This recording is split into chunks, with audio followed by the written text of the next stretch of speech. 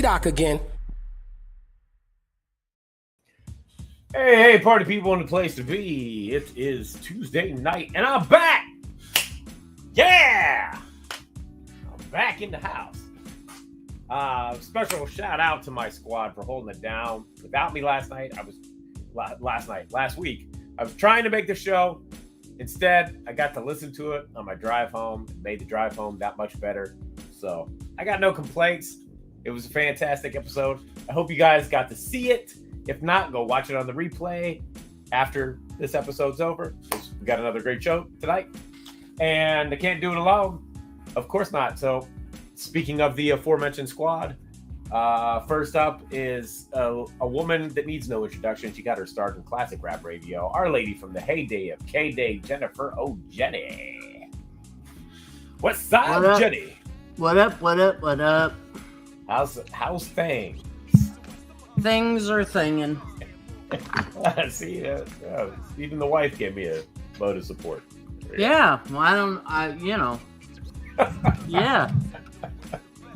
Also, one of our other co-hosts tonight is one of the founders of the fantastic podcast, People's Distinctive People's Travels, if you're Sugar Bear. Ladies and gentlemen, coming from New Jerusalem, Ultramax 7. What's up, party people? Y'all gotta stop biting. That's what needs to happen. Wait, what? Overkill. That's a lie. We can't use that. You can't say party people. Oh. Nope. Oh. Damn. Okay. Can't happen. Cannot happen. Oh. She's clapping. Damn it. Cannot happen while she's clapping. That's a bar. Yeah. Wow. Don't start capping. That's a bar. Anyway, it's a bar. Yeah. Yeah. So while we're waiting for our tonight's guest and our other co-host, who I'm sure is on the way. Did anybody send him the link, by the way? Okay.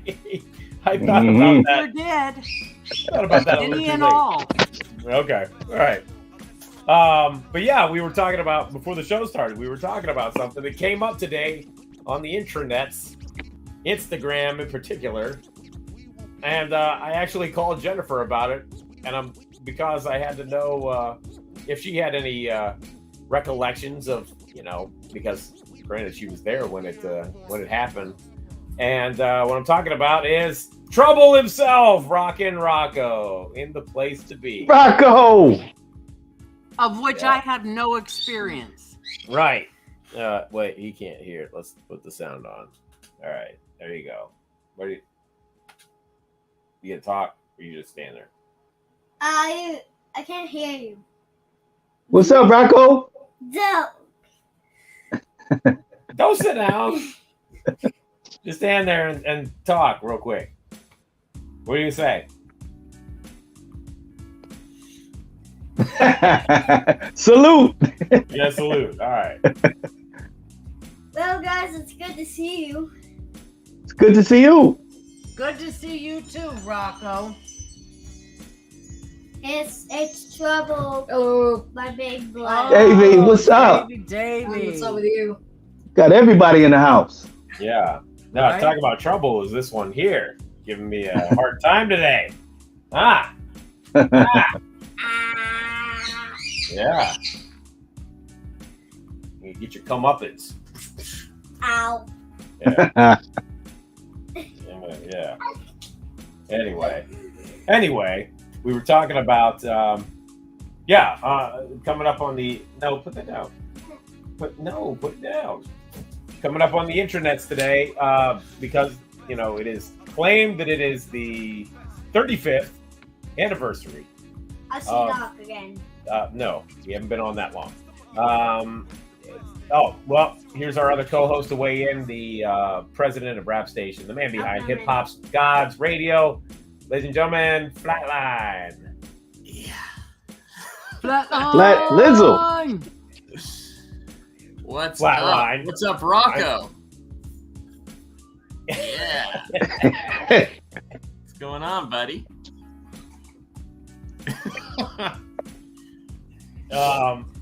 Flatline, we were just about to talk about the whole straight out of Compton. I didn't even know it was an argument, so to speak. That did it come out in 1988 or 1989? I thought it was common knowledge that it came out in 1988. I didn't realize that this was a thing until today. Who says it's 89? Dart Adams. Dart I'm Adams sorry. of all people. Well, I mean, he's not really one to argue with. He's thorough on that research. He is. However, one of the points he made in his argument was that the catalog number for Easy Does It is a lower number than Straight Outta Compton. And I'm thinking to myself, that really doesn't mean much because freaking what? Things get assigned catalog numbers and then come out of order all the time. Right. Jennifer O'Jenny is unimpressed with Dart Adams and his research. No, not at all. Yeah. No. In my head, it's 88. Yeah. Listen, I said when we were discussing this earlier, there's no way in hell Easy Does It. Thank you, Knack. There's no way Easy Does It came out before Straight Outta Compton because they had to convince Easy to rap. He was not a rapper. Great point.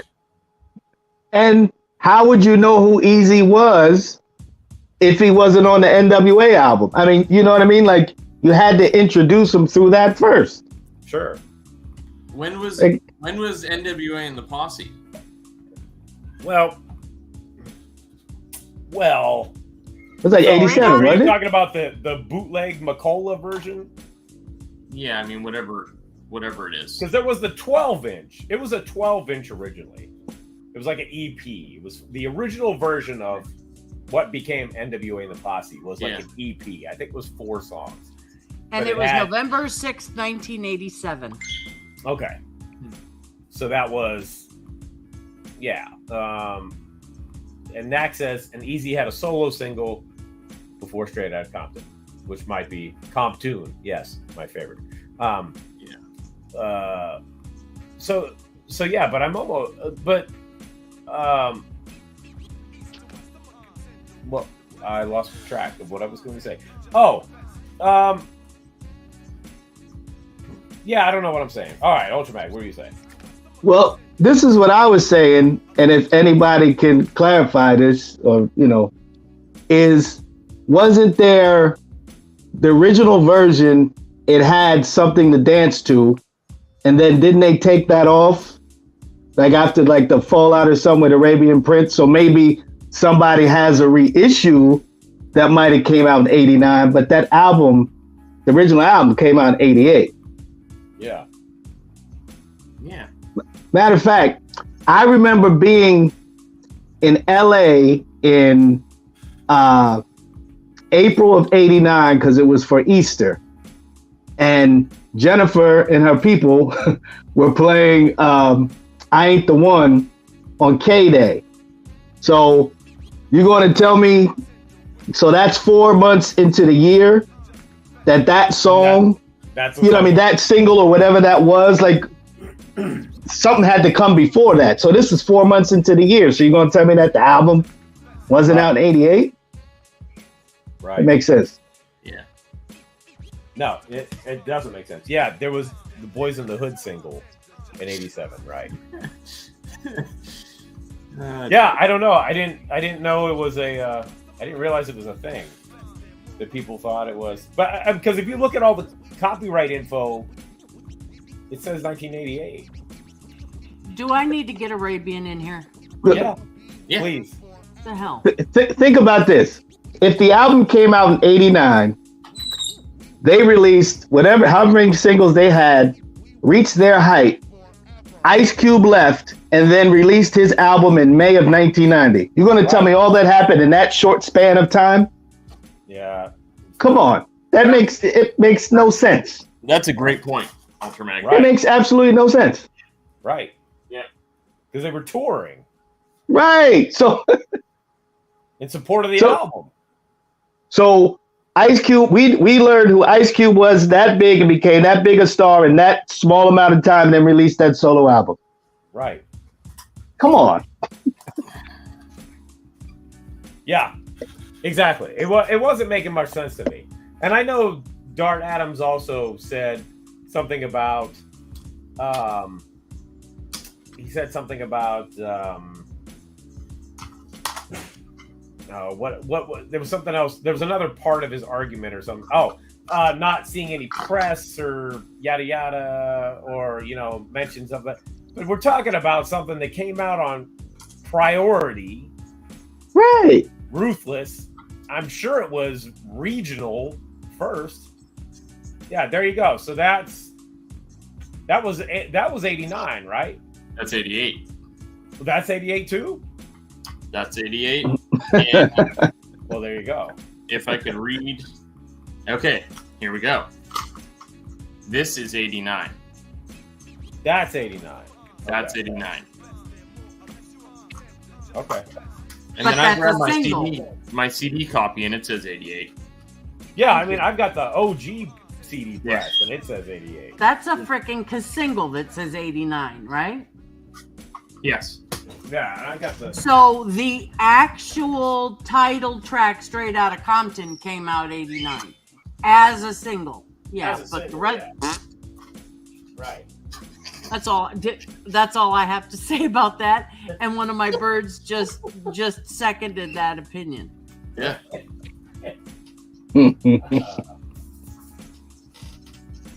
Oh, So there you go. Yeah. we where is Dart Adams from? He's from Boston. So here's where this East Coast madness comes into play, because maybe it didn't come and start banging on the East Coast for him until 89. Until 89. Also a good point. See, You know what I mean? Like, Yeah. you can't go by when you heard it if it came out prior. Like, well, I didn't hear it till whatever. But Right. what did you say? Because I know I probably didn't get the album until 89, early 89 maybe. Mm-hmm. Because I got Straight Outta Compton and maybe The Great Adventures of Slick Rick at the same time. That's a combination right there. I know for it you. was. It was Straight Outta Wow.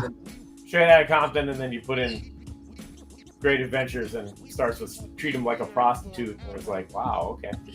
So Comes a motherfucker named Ice it was Cube. all Yeah, it was all headphones that day. Yeah, yeah, Sure was. right. yeah.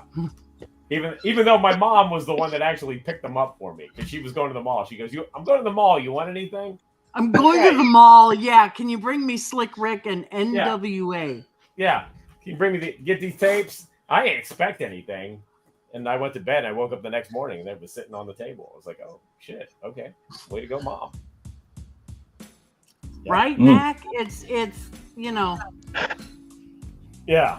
So, Well, I didn't. The thing that got me about it was I didn't realize it was even in question.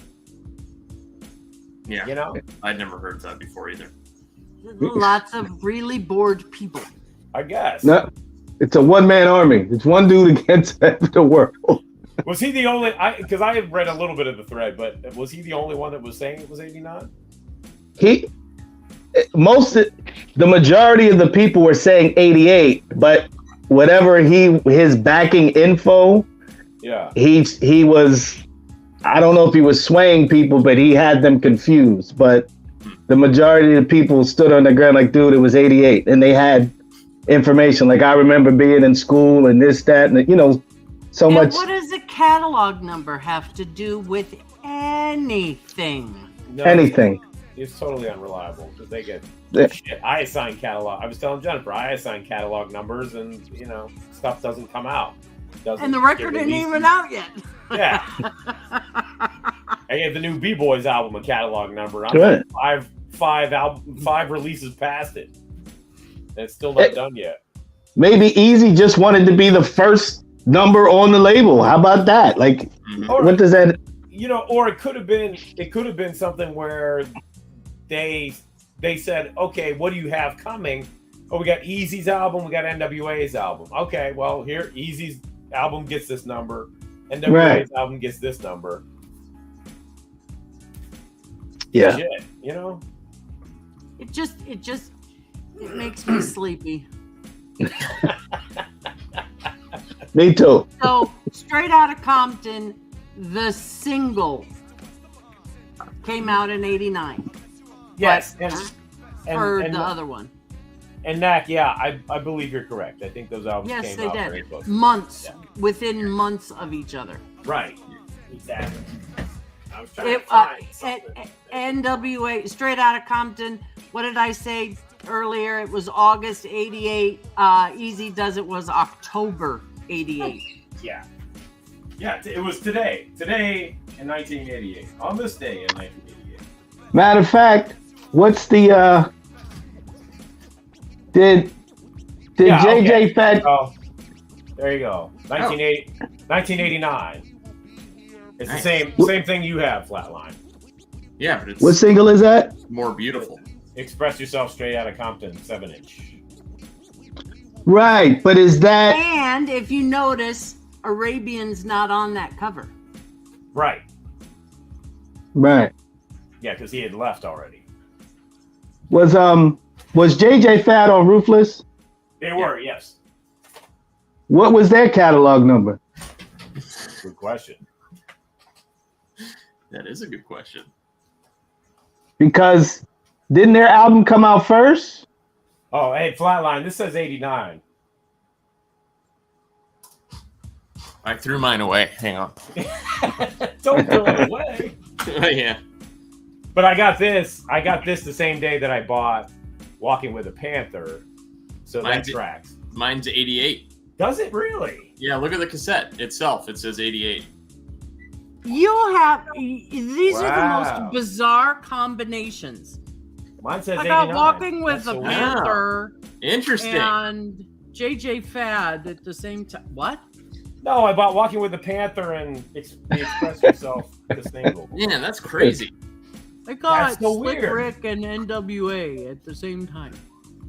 Yeah, well, but that's the thing. That's the thing about hip hop back then. You bought whatever was out, and it didn't, Whatever was out. whatever it was. Hey, I got MC 900 Foot Jesus. Right. Which I'm only just getting into now. Wally Raleigh. Wally Raleigh. In the Flatline, That's where it? are ya? Tell me that's not dope. Sir Walter Raleigh. B-boy. Wally extraordinaire. Raleigh. That's so crazy. See, they don't even have Sir the... Walter Raleigh, B-boy extraordinaire. Oh, there you go. Wow. What's that? The A entire whole MC entire 900 stack of foot MC Jesus 900 collection. foot Jesus. Oh, you stunting on me. That's what you're doing? That's what you're doing? Oh, this guy. That's Yeah. great. Oh, I'm still tripping that hurts. about your Express Yourself because single is marked 88. That's crazy. Yeah. Very interesting. Wow. Yeah. Well, So there let's you not go. even talk about what I'm heard about. I'm heard about your shirt. Well, I don't know how you didn't get one. You were at the show. Yeah. That's all right.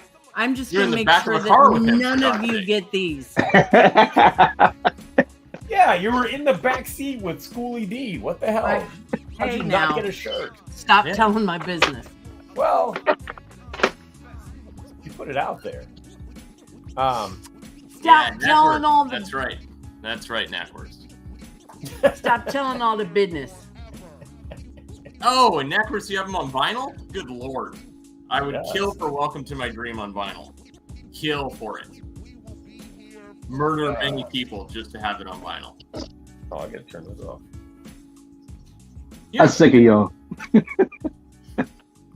I'm with you, bro. I don't have any. I'm just getting into his stuff now, his music now. I told you. I told you many moons ago. You did. You did. In all Yep. fairness, you did. Yep. You Really good stuff there. You preached the gospel. I did not listen. No. It's my own damn fault. Where's Khujo Goodie? I don't know. What's up with Atlanta? Wait, I'm sorry. Was that? I'm supposed to keep that. Oh, someone called me. Well, then that might be. You didn't answer. Huh. I'm What's just go- gonna randomly pick up my phone and hello. Well, Yeah, I'm in the middle of a show. Can I help you? Yeah. I yeah, don't he's know probably who trying. it He's is. probably trying to get on the show. Maybe. I'll find out though. I called it boy. back and nobody answered. Flatliner, you doing your show again? You bet I am. Yep, I'm back. Back in effect. Yep, sure am. What's good this week? This week, because of I figured I needed to do something for Hip Hop 50, so at the last minute I was like, well, let me start in 1986 when I started listening to hip hop, and then every year pick a track, one of my favorites from each year.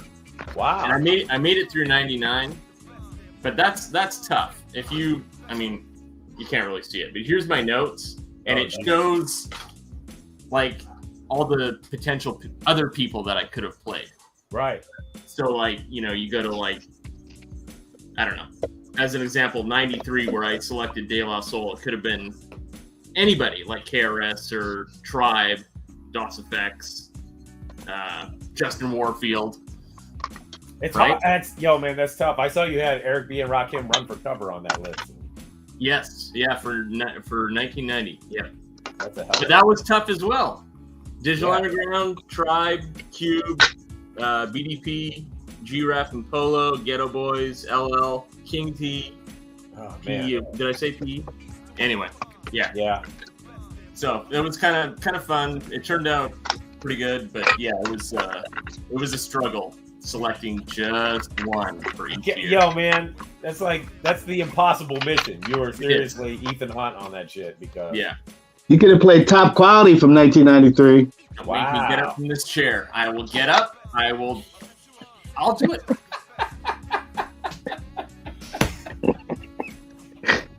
I have to. I gotta. That's one that passed me by. I don't know that record. I gotta check that one out. Oh, you don't know Top Quality? Don't know that one. I mean, I know of it.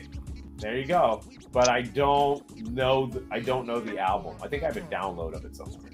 But Flatline, do you have the Source magazine where he's in the unsigned hype? I only have maybe 5 source mags. Touche, homie, touche. Oh man, Touche. it's rough up in here tonight. Oh, it's brutal, man. It's brutal. So yeah, today is evidently the 35th anniversary of Straight Outta Compton, and also possibly MC Shan's Down by Law came out today. Possibly, maybe. I don't know. Really? That's what some people were saying. Yeah, I I don't know how accurate any of that is, but until you get to there you go. Damn. That's still, I didn't know. I didn't realize that the cassette had a different cover than the vinyl. Oh, what's it look like? The vinyl? Yeah, Oh man, yeah, that's good. this is old. It's a white tape. Oh yeah. Oh wow. This is the So that's the back photo. So the album cover is Oh, that's right. I've seen that a million times. I forgot what. Yeah, you're right. yeah. Huh. So I didn't realize the cassette Right. was also available on cassette. But, Mm-hmm. yeah, I didn't realize they did that.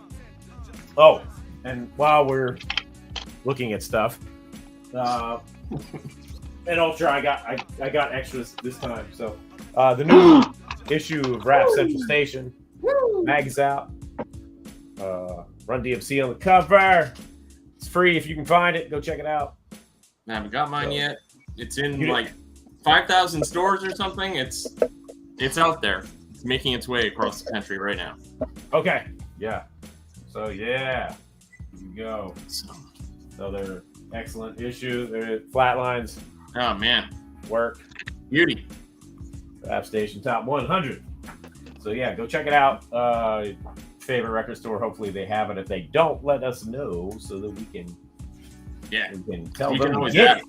We can add stores. That's no problem. Yeah, exactly. Tell them to send it to Tunes in New Jersey. Tunes in New Jersey. Okay. TUNES. Okay. Let's see what we can do. Hopefully, I would think they'd be at Amiibo. I would think They so. should be. Yeah. Yep. I think so. Well, I guess we're waiting for Khujo Goodie. So. Yeah, we are. So what else is good? What else is good, folks? What else is good? I got stung by 2 Wu-Tang Killer Bees on my walk today. That was pretty whack. Yeah, that sucks. Yeah. Wow.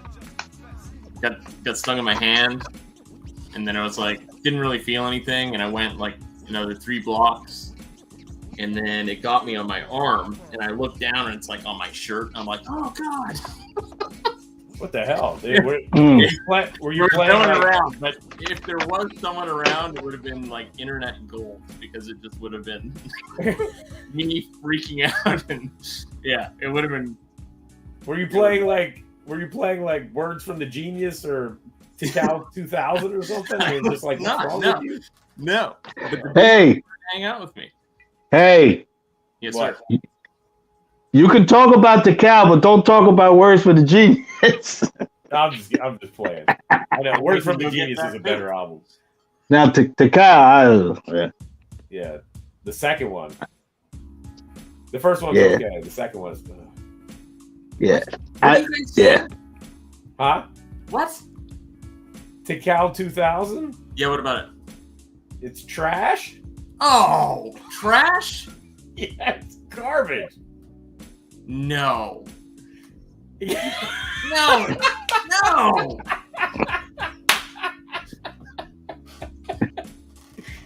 Oh, I hated that album.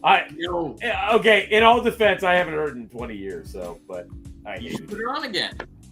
Maybe I will. The last song. What's the last song? Judgment Day? That was like the only song on it that I liked. But I just remember it being like an hour and a half of just like, oh my god, what is up with this record? An hour and a half. Oh, it just went on forever. It's like the Marshall Mathers LP. It just keeps going and going and going. Hey, since we're talking about bad Wu-Tang albums, how about Immobilarity? Don't ever say anything horrible about Method Man. I love Meth. He made a lousy record. We don't love his albums. Yeah. Don't ever. No, Method that- Man is not impressed with either one of you right now. No, I wasn't impressed with him on that album. Yo, Meth is one of the dopest, bro. Yeah. That record is just like, you know. Everybody in the comments is turning. Okay. It has 28 tracks. Like there's some interludes, but my god, that is a lot. It's just so much. It's too much, man. Yeah. It's too much. Sounds was like that- something else we were talking about. That was the end of the late 90s when everybody was like, all right, we got 80 minutes of space on a CD. Right. We're going to fill up 79 minutes and Point 59 99999. seconds. Yeah. Of those. Network, that's correct. Mac says Tikal 2000 is amazing compared to Tikal 0, the prequel. I didn't even listen to that one, so. Yeah.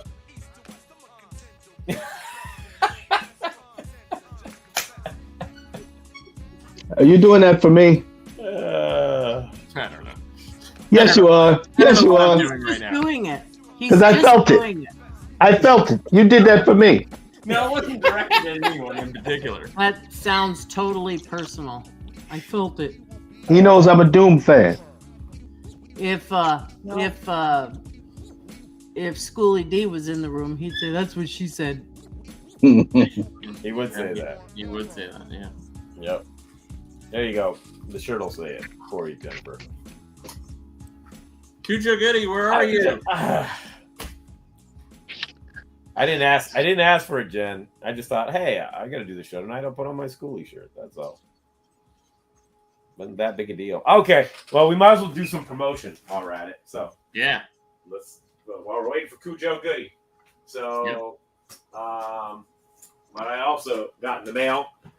It's available now from my partner Chris Nab at Slamboyant Records. Is the special 2-disc edition of Schoolie's new album, because that's crazy. That's why. So check it out. There's the regular 1-disc version that's out there, but then this 2-disc version has a bonus 12-inch of remixes and I think a couple like bonus tracks. I don't quite remember what's on it, but it's got 8 other joints on it. Comes with the OBI strip designed by yours truly, and dope stuff. Yeah. So, and they're individually numbered. Some of them are signed by Schoolie himself. You know, so it's dope. It's out there. I forget where to get it. Flamboyantrecords.com or something like that, or on the Bandcamp. It'll be up on the Bandcamp soon. But yeah, so check for that. What else? New Spit Slam we put out.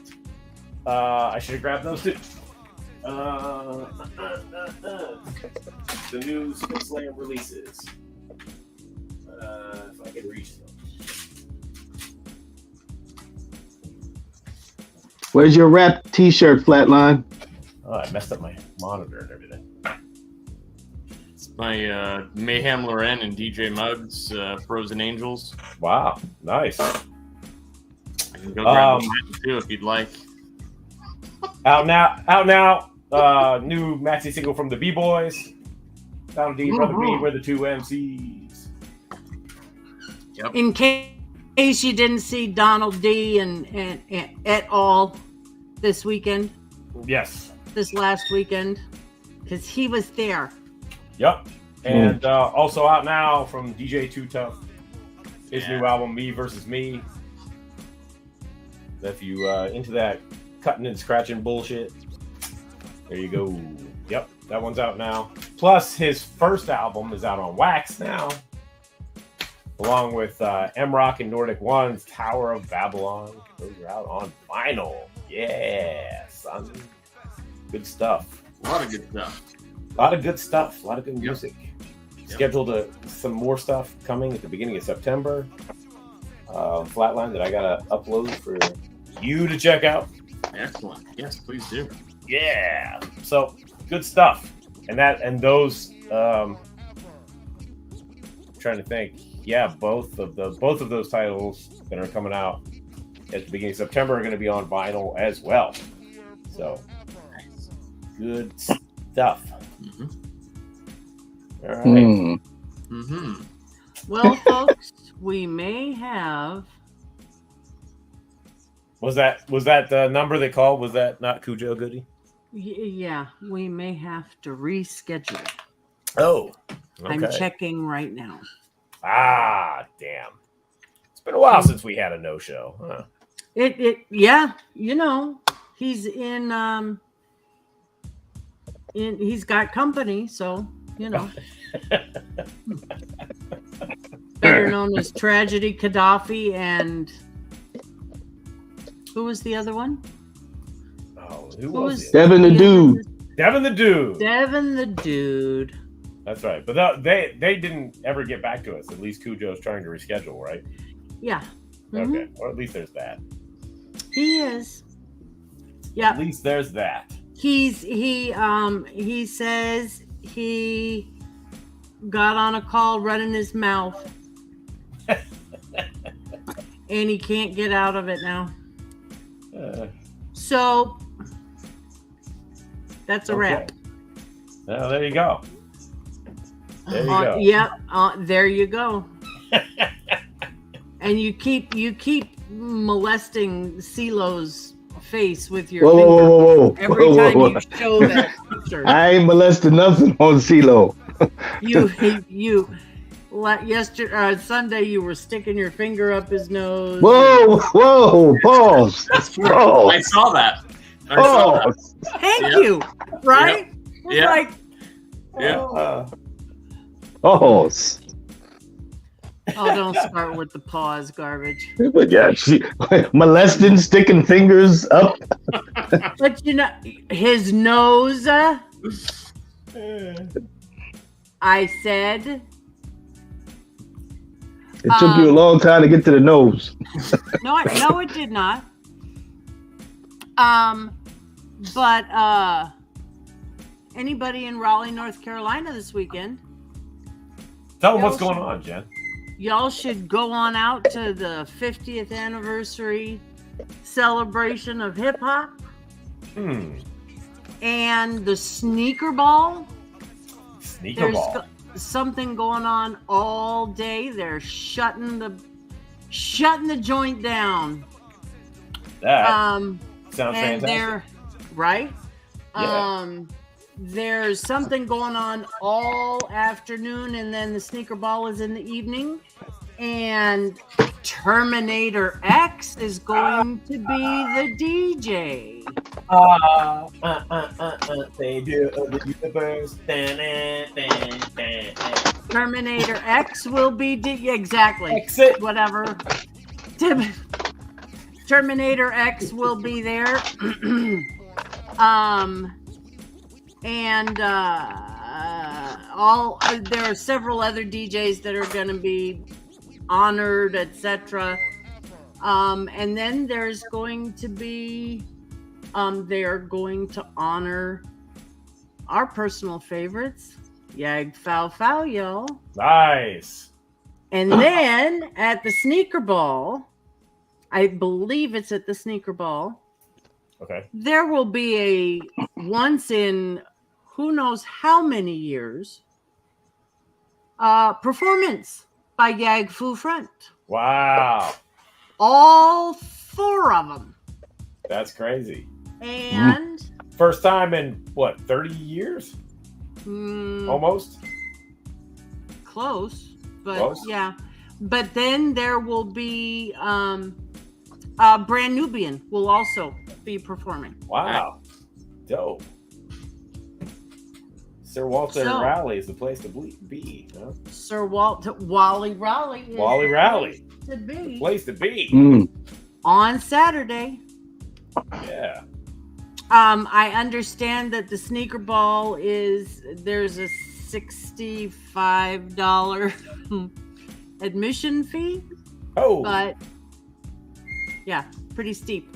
But it's being put on by the City of Raleigh Museum. We have incoming. Yeah. So, since we're on here yapping, who wants to listen to us yap? Right. Bring in one of the best talkers I know. So as a consolation prize, ladies and gentlemen, MistaChuck D. What a consolation prize.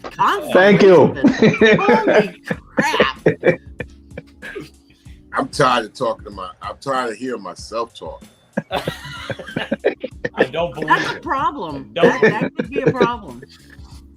I'm going to try this without a headset. Although I got a bunch of gas station headsets in here. They're on the other side, over the other shoulder. Nah, those are other cords. Yeah, those are other cords. You recognize this one, Jenny? Oh, crap. Yeah. Wow. Yeah. Why do you even still have that? Because what people think is an Apple Watch, I have a Nano on a watch band. Oh, my God. A Nano. And then I got one, too, because you had one. Yeah, exactly. Yeah. When Doc sends me, music, it's my best recording, listen to write. I've lost 2 of them, and Wow. right now I just got to relaunch and reload the music onto it. I mean, I lost my last one on a plane, in the dirtiest area of a plane. You know what the dirtiest area of an airplane is? School us, sir. You would know. Yeah, I am going to tell you. The front pouch. Oh, the front pouch. Oh, yeah. Mm-hmm. There's all kinds Gross. of old vomit in it. Yeah, that would make sense. I mean, the previous flight from 2 weeks ago, vomit. If I saw or a kid that just had a diaper deep down into it's like, you know, from a month ago. You know, fossilized baby shit. Yeah. Oh man. How you guys doing? Ultra, Jenny, what's happening, Flatline. sir? Yo, Flatline gave me the up and said Khujo is coming in. I said, yo, man, I gotta appear. And now he's not here. Now He's not coming. Well, that's okay. Yeah. We played. As Flatline knows, the minute that Khujo got something, we're first on it, right? He's Absolutely. taking advantage of the relationship with Rap Station and hip hop guys like better than anybody I've known. Yeah, definitely. Yeah, him and Mikey D. Mikey D's always quick. Yeah, Mikey D. Well, look, it's parlayed Mikey D into a radio, you know, elevation, right? Yep. FM, real deal. Right. Yeah. FM and the PHX. Yep. What does that mean? Is he in Phoenix? I don't know. It might be just broadcast radio on that station. I'm not sure. Yeah, the radio station or the radio group is in Phoenix or whatever, but it's a good look. Yeah. That's dope.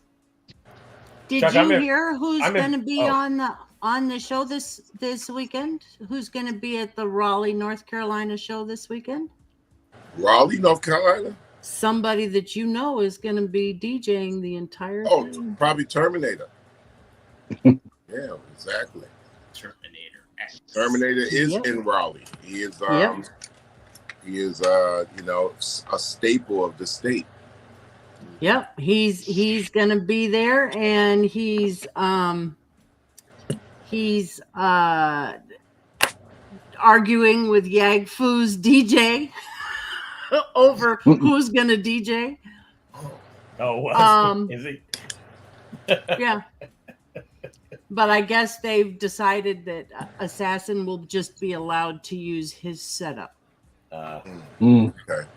But Yag Fu front, DJ shit. right? Yag Fu front and Brand Nubian. Wow. Because you know Sadat's right there in Raleigh too. Oh yeah, Sadat is it. You know, I did the artwork. Where did that job come from? Come from UDOC or Flatline? I did the artwork for Sadat's cover. No, you just had me do the layout. You did the drawing, and then I did the layout on it. But I don't know whatever happened to that. I need to show him Wally Raleigh. Is that for the single that you guys did together? The single that we did together? Yeah. It was for an album, I thought. Yeah, I did the album cover. Oh, okay. But he hasn't used it. Well, you know, he got it. So if he decides to use it, you know, we know one thing. Oh, there you go. Yep. It's nice. You would know that that's Sir Walter Raleigh, but damage from Yag Fu front turned him into a bit of a b-boy. Wow. So he is being referred to as Wally Raleigh these days. Oh, so Raleigh is named after Sir Walter Raleigh? Yes. Okay, and there's good. actually a statue of him in I guess in the middle of Raleigh, North Carolina. Wow, how blasphemous is that? Right. So yeah, this was the here. Wait, I guess we can show it. I don't know why we wouldn't. Share screen. Yeah, this was the art that we did. Yeah, but I don't know what happened to that album. No, but, you know, hey, listen. The thing about it, when you get it and you got it, you got it. That's right. When you Maybe turn coming around, soon. exactly, and you turn around and you say, "Oh shoot, we got this." Right. That's what we do. He's Yeah, been a exactly. little busy, I think. Excuse me. Sadat's been a little busy, I think. Oh yeah. I mean, you know, I guess a topic that I want to talk about, maybe just a little bit. I'm not gonna run my mouth, but oh man, it's bananas up here in New York, bro. Yeah. Bananas. Everybody's doing everything at the same damn time. Mm-hmm. And we knew early on in the year that this would happen, and it's all good, you know. It's a lot, man.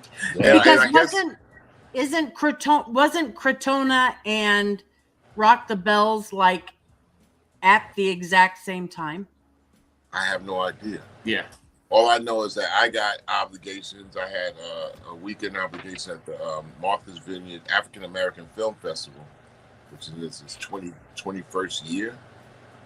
And we were talking about, Laurie was up there, the crew, we was talking about Fight the Power. And, you know, and I was with NBA, you know, aficionado, expert Jalen Rose, Fab Five card carrying NBA member, and it was pretty cool, you know. Nice. Jalen Rose did a one-on-one. We talked, and then came down to New York area. And that was pretty much Sunday, but also Rock the Bells was Saturday and Friday. So yeah, a lot of things are going on at the same time. There's no GPS guideline to have anybody. I mean, there's nothing tangible, and everything going through the screen is so scattered. Because I mean, this is one of the reasons why we started Rap Station. So, and what we're finding out is that people are kind of relying on us to be an informative source. I don't have this month's mag paper, but I think Flatline has it. I think you have it too, Doc. I haven't yet. I don't have it yet. Flatline hasn't got it yet. Look at that. That's a beauty, ain't it? Yeah. Oh, that's great. It's gorgeous. Gorgeous. Yeah. And the whole key with these is like kind of like, I mean, look, it tells the story of what's going on with Rap Station, the curators and the charts. I've said that on this show before, but it's really standing out now to say, you know, man, this art form to many is just like, it's like a lot of mythology running around. It's a lot of mystery, and it's really no kind of roadmap on where's what, when is what, and what is what. And you know, this week is making us understand maybe even more so on how important that we are to deliver the facts, the data, the news, you know, and because I it's a lot going on at the same time. Now, I as a fan, I'm trying to get a gauge on this, that, whatever, and I'm telling you, Instagram and X, you know, they might seem like they're a place to get a gauge on things, but then they're really not, because that information is fleeting. You need something tangible, right. And you know, and this also is an idea why we started Bring the Noise as an app. The Rap Station app is years strong, and now, you know, everything is getting synchronized, making sense of it all. And I'm saying everybody on the show and everybody in the area of Rap Station, the app, and also things like in the area of the publishing, it's starting to make sense because people need that. I need it.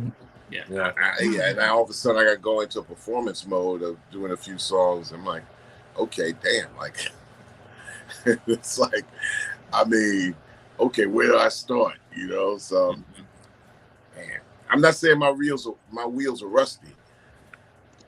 It's just that I'm having such a good time on the outside looking in. Yeah. And Friday at Yankee Stadium, where Run DMC also closed that one out, I am an ambassador for the game of baseball, covering the Yankee Stadium Mass Appeal Nas-led event Major League Baseball.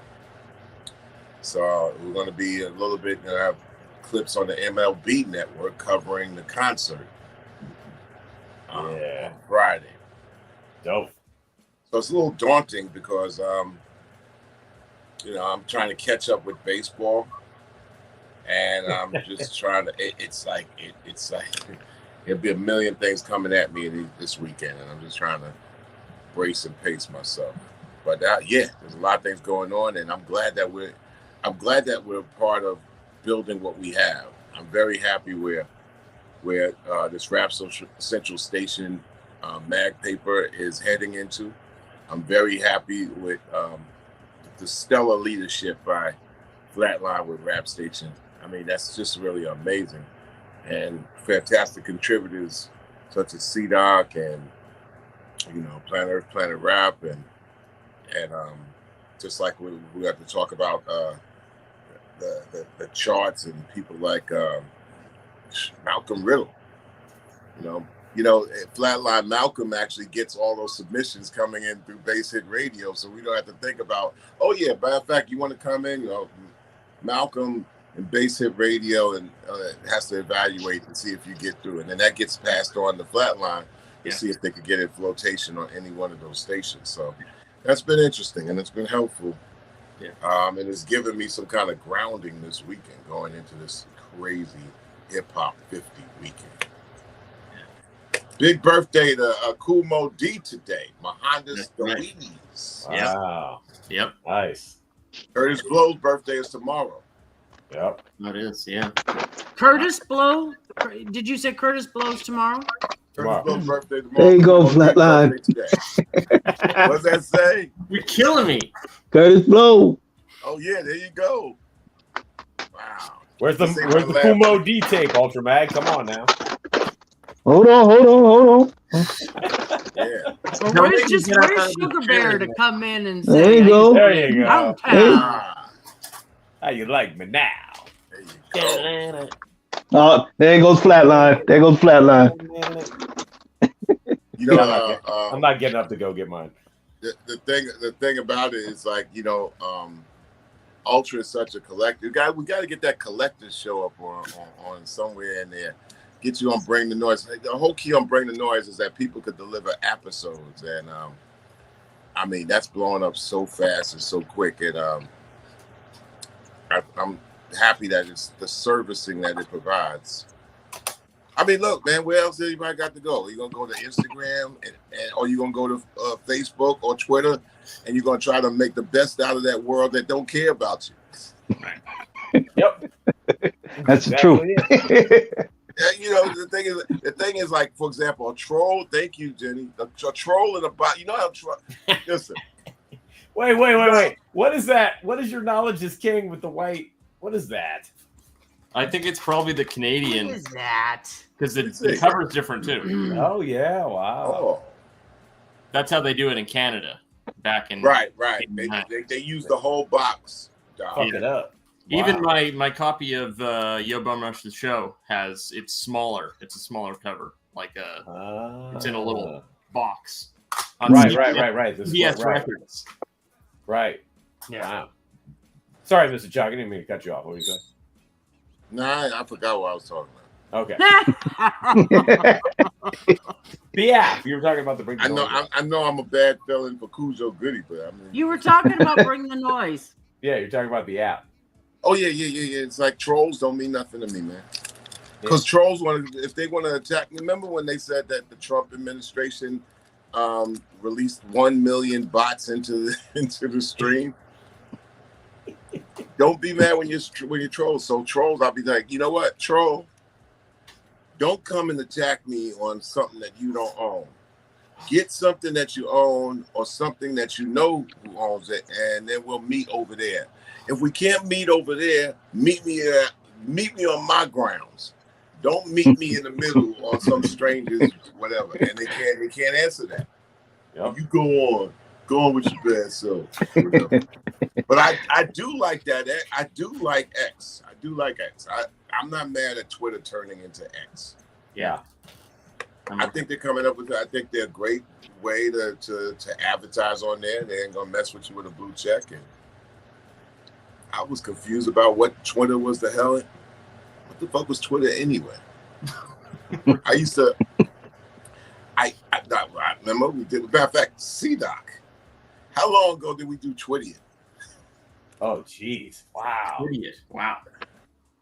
That's all. Yeah. 2005. We did Maybe? Twitter. That's my Yeah, guess. yeah, 5 or 6. Yeah. Twitter, right? Yeah. Something like that. That came up. Yeah. Around then. Wow. Yeah. Then I was going in on Twitter, and then Questlove, he had an unbelievable 1,200,000 people back in it. I'm like, well, how you get 1 million? It just was here, and Quest said he got on the ground floor of it. Yeah. And then Quest said, listen, I've jumped on Twitter. All it is like a message board. And he started OK Player from his inspiration for the Enemy board. Right. Wow. Enemy.com. Yep. And so when he said, oh yeah, Twitter is just another word version of the Enemy board, and that just changed me right there with that kind of, oh, okay, I get it. Yeah. Yep. So I was one of the first to rebel against it. I remember looking at Steve Stout. I called him a Twittiot too. I thought tweeting and Twittiot had something to do with the singer tweet. Yeah. I said, oh, Tweet got her own little tech going on here. And Tweet had nothing to do with it. I'm like, and the thing about it, Twitter became bigger and Tweet disappeared. I said, how could this be? Yeah. It would seem like Tweet would be like the perfect person to grow, in line with Twitter's growth, right? You would think so. You would think so, right? And then she was in R&B too. Yeah. Yep. So who was the young lady that sang with Dre and them that started off and then nothing else came from her? Truth Hurts. Oh, Truth Hurts. Yeah. Hurts. Wow. I thought she was dope. Yeah, yeah, it's all right. Well, the album wasn't. Alrighty then. I don't know. Look at this Tell us stuff. how you really feel. Oh, wow. Okay. Wow. I ain't got my glasses, but I see it. Yeah. That's dope. It looks like it's a demo. It does. Yeah, like a Promotional promo. copy only. Looks like a Canadian promo. promotional copy. Yeah. Even the liners are just on one. I don't know if it's like that. Nah, I only wrote that many liners for that album. Okay. The biggest thing that it was telling me is you ain't got much room. Say hello, bye, thank people, and that's it. Get out. And then I changed. I had a little bit of authority on Takes a Nation, where I said, you know what? I'm going to use every inch of this inner sleeve. Oh my God. Thank everybody. Yep. You sure did. On the first album, I think a few, and then I dedicated to my sister and brother, Lisa and Eric. Mm. God, shit. I don't have mine up here. Second one, it's like, yo, man, everybody in rap, I'm gonna put it on this line of note. Right. That was the mag paper before the mag paper. Yeah, it was. Yeah, the blueprint. Hey Doc. Yeah. Yeah, that was the mag paper before the mag paper. Yeah, right, exactly. Well, that was, I went back and, when we did M-Rock's album. Right. Yeah, that was the inspiration. Yes. I went back to, Yeah. and tried to copy that shit as Oh, that's great. Yeah. Well, you know what that font is called, right? Machine. Exactly. Yeah. That's the Machine font that CBS Records used on 99.9% of all of their releases. Yep. From the years 1979 to 1988. I think they used it for maybe before that. Because CBS, especially you had the strength of Philadelphia International, talk about black music. And then you had, anybody from Iglesias to Billy Joel, they all used Machine font. Yep. Bruce Springsteen. And then Epic, they changed it. They did green, if I'm not mistaken. Michael Jackson was red, regardless, and he was on Epic. Right. But and all their catalog, that was a big period. 75 to 89 or 90. Let's say 91, 92. A big period of how majors treated cassettes. Public Enemy was the first act because we requested it to not be part of the cheap manufacturing of cassettes, because cassettes was our business. You know what I'm saying? Right. So up to that point, what they had done in the manufacturing plants and CBS is have, okay, the tape is on a reel, and one side of the outer covering and the other side of the outer covering, what do you think happened? They just glued them together. So you had this just kind of like box, this plastic box that held it together, and it was glued together. And it was what it was because, this was a corporation. They're not worrying about the aesthetics of the listener or the collector. Right. And Hank and I said, listen, regardless of whatever, we had Takes a Nation, we had and they couldn't understand why we would sell like 1 million cassettes and 100,000 pieces of vinyl. And, that was it. They were like, wow, this rap thing that we just signed to be album-oriented music, we're selling cassettes. Mm-hmm. But the cassettes were trash. And if you open that up, if that's our original copy, Flatline, open it up and you'll see that's glued together. Right? Is that glued together? Because it's Canada, so it's a Canada manufacturing. No, not glued. It's not glued? Mm-hmm. What year did you get that? That year or later on? 90s?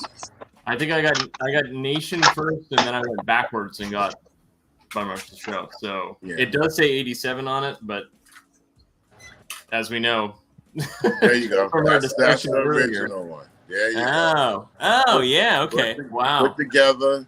Yep. And turn it to the side. Yep. Glued together. No, that's crazy. Yeah, so this is my OG Nations from '88. Yeah. It's cool. Yeah. Well, we suggested to them. Wow. Yeah. You should have. Yeah. Okay. Yeah. Well, we suggested two to of them. Flatline.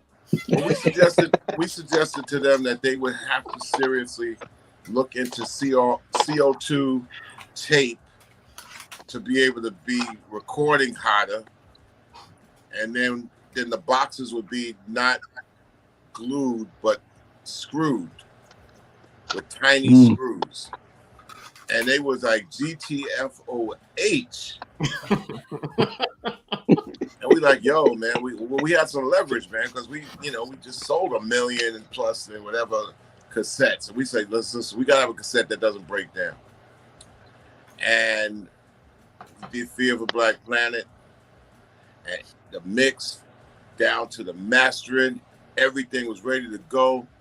It bled in the red, but one thing is the CO2's tape could handle the bleeding in the red. So therefore, what does that mean in regular people speak? We got a loud ass cassette banging. It gets a little distortion, but what is banging. Yeah. So it gets to the plant, to the reproduction, and the reproduction engineer turns the volume down so it doesn't bleed in the red. So we got a CO2 tape that can handle bleeding in the red, loud as fuck, and we had it turned down 2 dB. So Fear of a Black Planet's first 850,000 copies at the door turned down 2 dB without our authorization. Well, you did get rid of the machine font. Got rid of the dude too. I felt bad, but the head of Sony was like, how are you going to actually do this? Because these guys are in charge of every step of their situation. But when we let the baby go, they turned it down 2 crucial dBs. I felt that, it's technically correct, but that extra dB, even though it might have bled into the area distortion, who was like, I'm not making Liberace, yo. This is Public Enemy, man. We're about to bleed through speakers. Yep. That hurt, man. That hurt because it's the small little nuance that makes somebody say, "Oh shit," versus, right? Okay, yeah, wow, okay, like, oh shit, let me turn this shit down. Whenever somebody's gonna turn some shit down, I mean, this was the thought back in the day. Yeah, man, 850,000 minus 2 dB cassettes at the shipping door. That's crazy. Wow. Every bit of statistic that came through USA Today, Public Enemy sells 1 million in 1 week. I'm like, yeah, 1 million, all them whack ass fucking cassettes. Then we'll fix it on the second million. Yeah, okay. Yeah. That second million. Yeah. Well, they got it. Like it became like one of the greatest albums of all time. It's in the Library of Congress. It had a great, fantastic, first side. The first side was like, you start that out. Every stitch of that record was set out to say, well, when you listen to this record, it's like you're listening to the Beatles.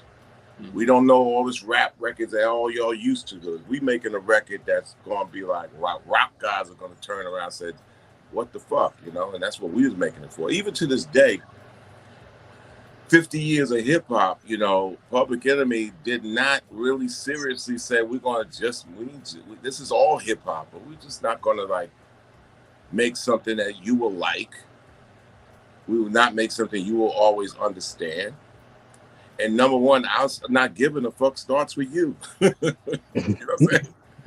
And then, and this is some of the thing I feel with art that a lot of times in hip hop, to say you have the audacity and not give a damn doesn't mean that you kind of like just do anything or like I'm not a law obeyer, I mean, eventually you can also just say, well, I'm not obeying the law of physics and sonics and go at that and be a revolutionary.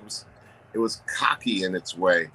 And it necessarily didn't mean like I'm coming out to just be like this person that's gonna do obvious overt thug shit in order to make you go, ooh, ooh.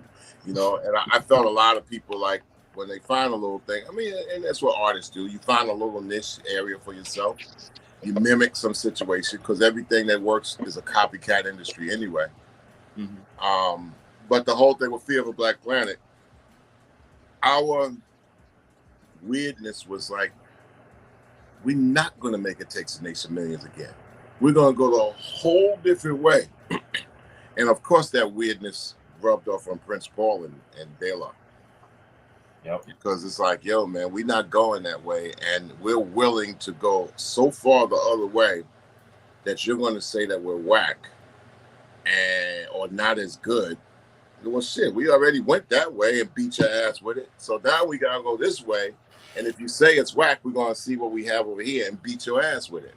And that Fear of a Black Planet starts off with Contract, and then it goes right into, Flavor. 911 is a joke. And he caught him by surprise with a left hook out of left field. Boom. Then it goes right into, I think Brother's going to work it out. Brother's going to work it out. And then 911. Flavor. Yep. 911. And then a little bit of an interlude, and then Terradome. And so we knew by the end of that first side, we got you, Yeah, that in itself is just incredible. Yeah. Just incredible. When Brother's Gonna Work It Out drops coming out of Contract, it's just one of the greatest sonic moments. Every second of that sequencing was supposed to work like the album you never heard in the genre, the radio station you never heard in the genre, the TV going off to the commercial back into the. I mean, it was supposed to perfect segue in a performance that you couldn't imagine. It was supposed to work like nonstop, coming at you like this, that, bow. And it's something when you're doing it and it's brand new, because you when you're in the studio and you're doing something brand new, you don't really care about what anybody thinks. You know what it is, and you know you got to be on point, but you don't care about the responses because you already know the responses. It's going to catch them by surprise. They go, "What the fuck is this?" If you could get them at "What the fuck is this?" then you got it. So there's a little bit of like, okay, where we at in 2023? You know, are people used to listening to anything considered an album? You got album heads, but everything is out there. Just like these performances, everything is out there. At the same time coming like this, it's sight, sound, story, and style. Somebody be like, okay, I listened to enough, now I want to see something. Okay, I've seen enough, now I want to hear something. Oh, I want to go to an event. I want to smoke my whatever. It's so many things that are out there to satisfy the bored person. That, I mean, I think it's good that if you got blank space in your time, that you could fill that space with some things that will entertain you. That's why over the last 10 years, I mean, I know if I want to get some entertainment, I sketch and draw all damn day. So we got all these things at our fingertips, and I just think that we're in a time where we shouldn't take any of these things for granted. You know, this is an art period, and what I feel that we're doing with Rap Central Station, CDOC again, Bring the Noise app, Rap Station. I mean, I think that we are highlighting and paying attention to all that great work out there. You know, Flatline, you know. Somebody goes in the studio and comes out and say, all right, I'm going to make an album and I'm going to make a concise statement of 45 or 50 minutes, right? Ultra? And they're busting their ass on it, right? The biggest question is like, okay, where you going to take it? Right. Where you going to take your baby you spent that time for? Where you going to Where you going to shave off a single so somebody plays it once? The beautiful thing about Rap Station is that our charts. Yep. When those hip hop guys charts come out first, we seen years ago. Yeah, okay, I'm all right, cool. When Flatline makes that hip hop guys chart now, Cats is like, oh shit, okay, I made it. And if they got a song that's on the climb, they're looking at that as being a legitimate source to a reason. Because where else do they go? I'm trying to figure out what else is out there that does what we do. No, there isn't. And the charts give weeks, if not months, of life to a song and album, just keeping the word out there. That's why they're so important. Yep. Right. And and the artists recognize that. They're like, they're watching for sure. They don't want the shelf life of their song that they spend a couple weeks writing or recording or whatever. Even if it's in their basement studio or whatever, it's all the same. But they don't want it to have a mosquito's life. Right. Yeah. You know what I'm saying? A mosquito's life. So a lot of time when we do the And You Don't Stop show, you know, the fact is if I'm doing a song that means something and I pick an archive from 3 months ago, it sounds fresh on a new show because it's all in the site. Even when I play something from 5 to 10 years ago, it sounds like, whoa, because there's always a discovery there. Yeah. And trust me, Amazon, iTunes, you whatever it is, you know, out there saying that they have music is trying to sell that music. Mm-hmm. They're trying to let people know, like, okay, MF Doom does have a catalog. We have it here. Okay, Apple Music. Okay, what's the other music seller where you could download or whatever? I know Amazon, YouTube also has YouTube Music. Okay, we didn't know. We didn't know that there's more than, you know, I even find the same thing where in R&B, for lack of a better word, I kind of like hone in on Motown a lot. And when I'm listening to, I sent Doc a song the other day. Motown's years of unreleased, like Motown 1969, unreleased. They got like 60 songs. Yep. 60 songs. 60? Yep. Motown unreleased 1970. Yo, man, let me tell you, Chris Clark, right? And that joint you sent me was ridiculous. I'm trying to tell you. And I'm like, unreleased? Unreleased. It's Right. like, and what's happening is what somebody told me is like the three major record labels that bought everybody, meaning like Universal, where I had some great meetings with, right? Universal, not only did they, buy the Motowns and stuff like that, but they also bought sub labels down in there. I think what was Patrick Moxie's label, Payday and stuff like that. Oh, Then yeah. you have Warner, which had Rhino, and they bought, record labels. For lack of a word, not Hollywood Basic, but what was the one with Young MC on? What was the name of it? Delicious Final, right? Delicious, yeah. Then you got Sony with what's Profile and Jive and all that, Yep. and they don't know what to do. Right. Nope. They don't know what to do with any of this. It's like, yo, man, we got 20 people to handle all this music. Also you bought Motown, you bought all the tapes, and the most you could do is just throw them on the digital wall, and nobody say anything about it, but it's available for sale or streaming or download. You need curators. So I'm listening to Motown unreleased 1969, and I'm like, there's 60 joints in here. And then I'm finding out like the things that didn't release, like Chris Clark. You ever heard of Chris Clark? Chris Clark, Motown's. So white girl singer, Blue Eyes. She was like called Blue Eyed Soul. Yo, man, Chris Clark, and they never kind of put out. See, Love's Gone Bad and a couple singles with Motown. But let me tell you, man, she's got so many smash. They didn't know what to do with her.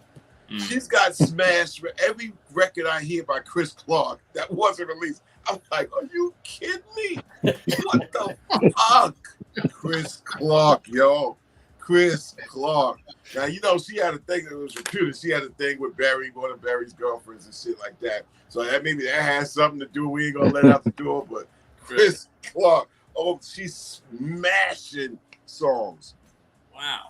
So I'm saying you got artists like that, man, and now they're probably Chris Clark probably 75 to 80 if she's still alive. And, Right. they'll never know. They'll never know. But I'm saying our jobs as curators, and man, the discovery of music and art and shit like that. That's why we got Rap Station, Bring the Noise, the shows that we do, podcasts, man. Because this shit is exciting, man. Because I've been the ambassador of Major League Baseball. You best believe baseball, and C-Doc would know this because C-Doc produced the We Wreck Stadium's album. Baseball will pull out all the footage they have to sell the game of baseball. Yep. They just need some cultural kick to it and some energy. And we're going to try to figure out what that is, how to go about that. It's going to be a hard thing, but damn, hip-hop has an easier way to figure itself out because we only got 50 years to dig into, and we're doing it, and we're starting it. So I think this next, what Hip Hop 50 means to us is we're finally closing the wheel of a total one-stop of getting of the wisdom and the understanding of all the elements as a beautiful thing. Be like, yo, man, to make somebody say, you know what, I do my little show over here, and I'm good, man. And because at the end of the day, man, it's about like informing the people the entertainment that they say they love, and I love it, man. I think that we're like a Sirius XM in our own realm. And I think, in the I wouldn't say the beginning, I say the beginning of this year, I think there was a goal of completing the curation circle, 360 degrees, to make it be like, yo, man, I stopped it and checked out what they do. And like I said, I'm stumbling on records, and I'm like, oh, man, I got to pull down Chris Clark's album or every song that wasn't released. I mean, she got a song with my world is empty without you, babe, and she slowed it down to a ballad. I was like, are you fucking kidding me? By the way, huh? She's 77 and she's still alive. There you go. Hey, we gotta get Chris Clark on here. There you go. Yeah. Yep. She can be found on chrisclarkinc.com. Hit her up, Jenny. Hit her up. So it's like we love everything she's done. She's done. Oh my God. Chris Clark is straight out smashing shit, man. Chris Clark. I'm a Motown idiot.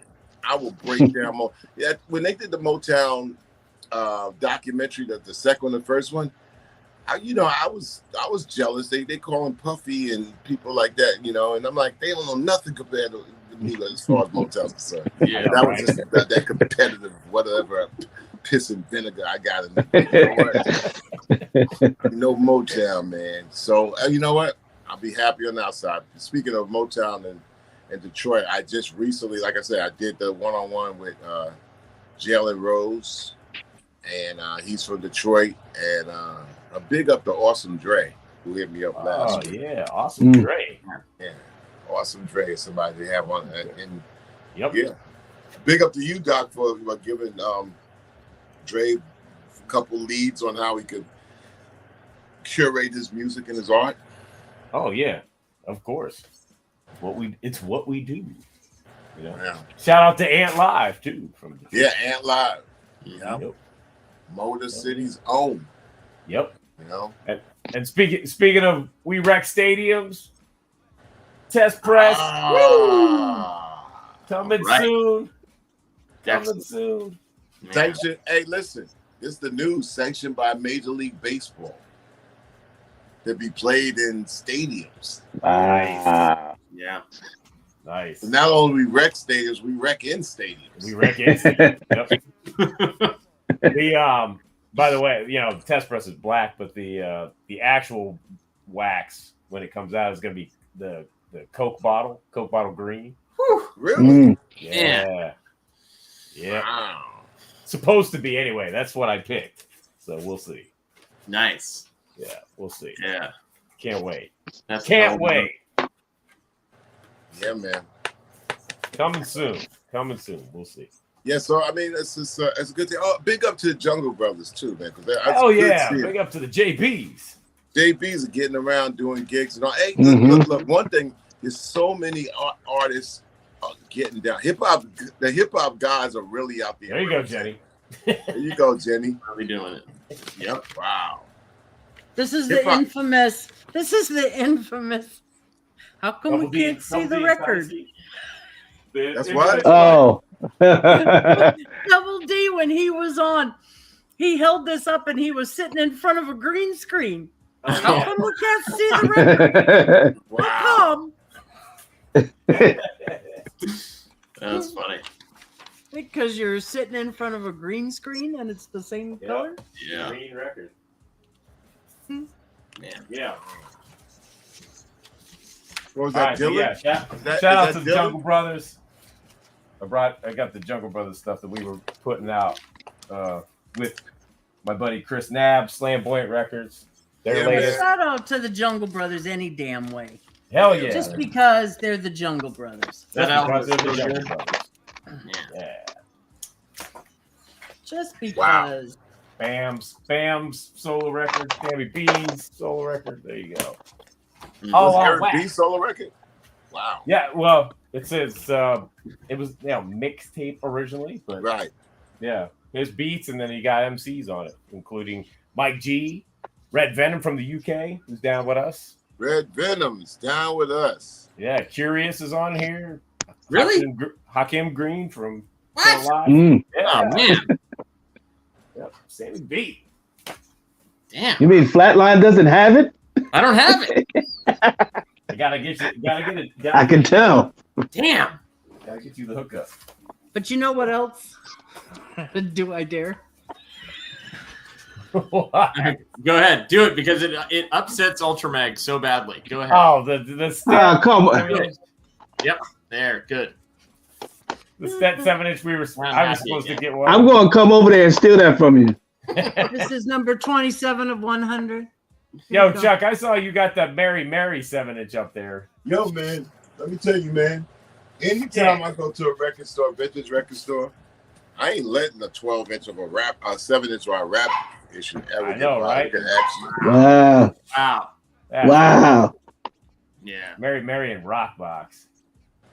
I got. That's beautiful. Wait, let me see if I Woo. got this. I got Japanese UB Illin. Wow. Yeah.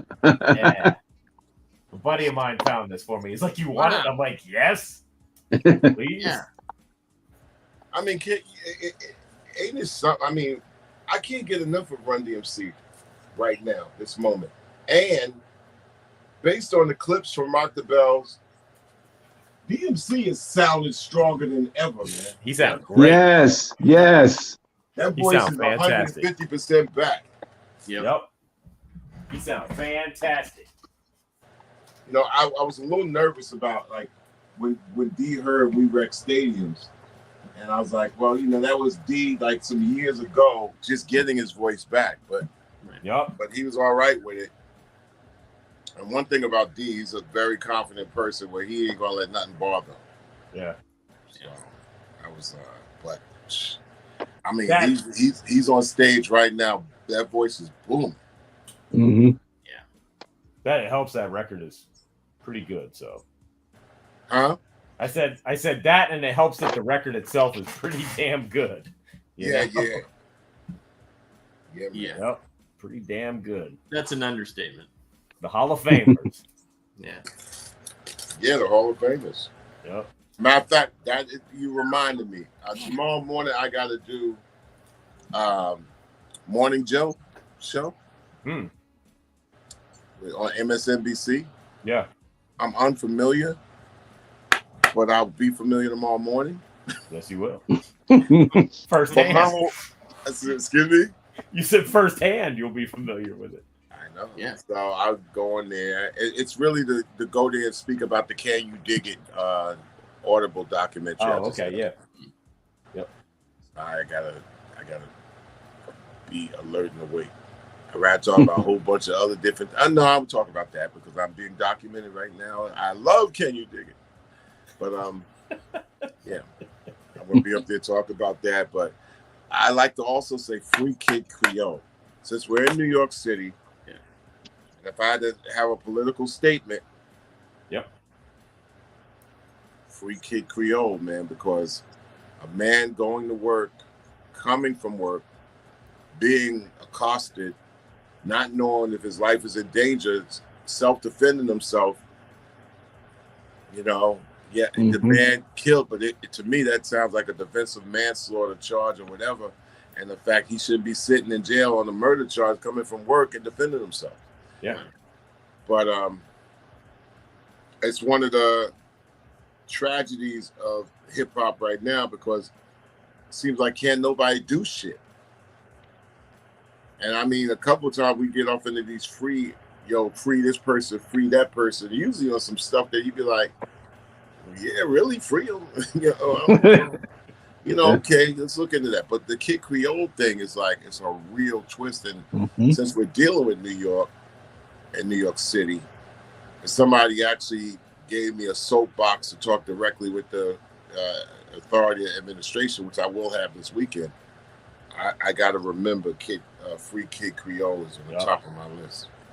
Yep. Because if you don't have the help and the backing to try to get you out, if you got railroaded, and he didn't have the legal help to try to be able to, imagine if he had Donald Trump's lawyers. He probably could get a chance to do it again. Yeah. You know what I'm saying? Damn Donald Trump. Damn, I'm like, that dude's like, yo, man, like, I could get away with anything. I know, right? It's insane. It's insane right now. It's insane. It's like, I'd like to have I like to have Donald Trump on this show, right? Yeah. What would you guys Dog ask? and Pony Show, yeah. What would you guys Come on, Don. We'll give you a platform. No. He's a native New Yorker. Y'all remember that song about Odyssey? Also, right? I know the song, but you know, Jenny. You probably was dancing to that shit too. In a native New Yorker. Da, da, da, da. Fuck that guy. What did you say? Fuck that guy. I said, fuck that guy. There you go. Well, yeah, man. It's I've never seen anything like this before. Right? No. I most of the time stare at the television going, what in the fuck is actually happening here? Yeah. Yeah, it's bizarre. That's what I'm saying. Everybody right now, the art, the culture, being in the place to be, sight, sound, story, the style of hip hop, music, culture, all that stuff. You know, really enjoy this time now. Yep. This time now. The music could educate. It can open you up. It can bring people together, and really diffuse the high level of mental illness going on out there, the PTSD. Mm-hmm. And when you have like, I'm not stereotyping and generalizing, but when I take song by song by song by song, and to the 30 and under crowd, and I listen, I'm like, I listen with a fair head, and the other side of me says, damn, man, well, that shit wasn't helpful. Right. It's a lot of PTSD screaming out. Yeah. Yeah. Yep. You know? And I'm not, I'm just saying one way or another. You know, when that person threw that water on Cardi B 2 weeks ago, that's the type of audience you're making. Yeah. That audience is going, I mean, because your music is like coming out like that, so you got to be ready for that audience to be whatever. Mm-hmm. I know when I played with Prophets of Rage, there was a lot of Anthrax. There's a lot of that. Yo, boom, boom, boom. So expect that crowd to be coming right back at you with that. Yeah. Yep. You know, expect that pit to be crazy, because that's what you're putting out there. You up there like going like that, and that crowd is gonna give you twice as much. So, a lot of times with the younger artists, it's like, yeah, you throwing it out there, man. Expect that crowd to come back with anything, yo. Yeah. Yep. And then security ain't gonna help you in all those cases. But I tell you one thing that was kind of bizarre though. Cardi B throws that mic. She threw that mic just like a fastballer. And them vocals was kicking louder than ever. Them vocals was like, and I was like, well, I know that you want to rhyme along with the vocals or something like that, but it ain't like back in the day. We had to rhyme with the vocals on the record, and here's what it is. Me and Flavor had to rhyme with the vocals and the record, but we had to EQ them way in the back as reference points. Why? Because the records were as many people as we had on stage with turntables skipped. Right. So you had to listen to see where the record was. Because if it jumped into a chorus, you in a chorus, so you you're saying. So I'm in the middle of a verse, and then the S1s is moving, Flavor running, I'm moving, and Norman has hell trying to keep the needle on the record. So many occasions with 4 things moving at once, boom, boom, boom, boom, boom, boom, we going from the middle of Rebel into the the chorus. So what do you do? You got to go along with the chorus. You can't say, "Oh, hold on, run that back and skip." No, you're right. You got to pretend to keep going like nothing happened and catch up where that skip caught up. We didn't get out of that monstrosity. It didn't happen all the time. It didn't happen. Yeah, that's a weird little time, because if it was a hollow stage, then we couldn't move. We had to move with toes and balance and Flavor. My whole thing, I'm slapping the side of his shin to tell him, dude, don't fucking make this record skip while we're performing. Right. And so I got this thing with backhand, but pop, pop, pop. Yo, dude, don't run around. Fucking, I'm rhyming. This verse has got to, if you make it skip, then we lost this song, Yeah. And that didn't get cleared up until like 90, 98, 99. Lord comes in, Terminator moves out, and then we went into hard drive backing. Still turntables, but with hard drive combinations. The And instant replay came around the turn of the century with Lord working turntables with instant replay and stuff like that, but no more skips, you know? Skip ain't, you know, you're not going to get a skip so much if you got one dude up there, or one person, one, you know, woman on MC. The record ain't going to skip if you're going on wax, but if you got like 5 or 6 and we wasn't standstill people, like this thing's happening, and if those things are moving all like that, that record's going to skip once or twice in the show. So the vocal lets you know where it skipped to, and you got to catch up with it in microseconds. So even the crowd won't even know. They'll just know I followed the song, and then all of a sudden y'all in the chorus. So what the hell? Maybe it was a quick mix or edit or something. You know what I'm saying? And you already moving, or we might stop it and go into another song. It was just a science, and the shit was aggravating as fuck.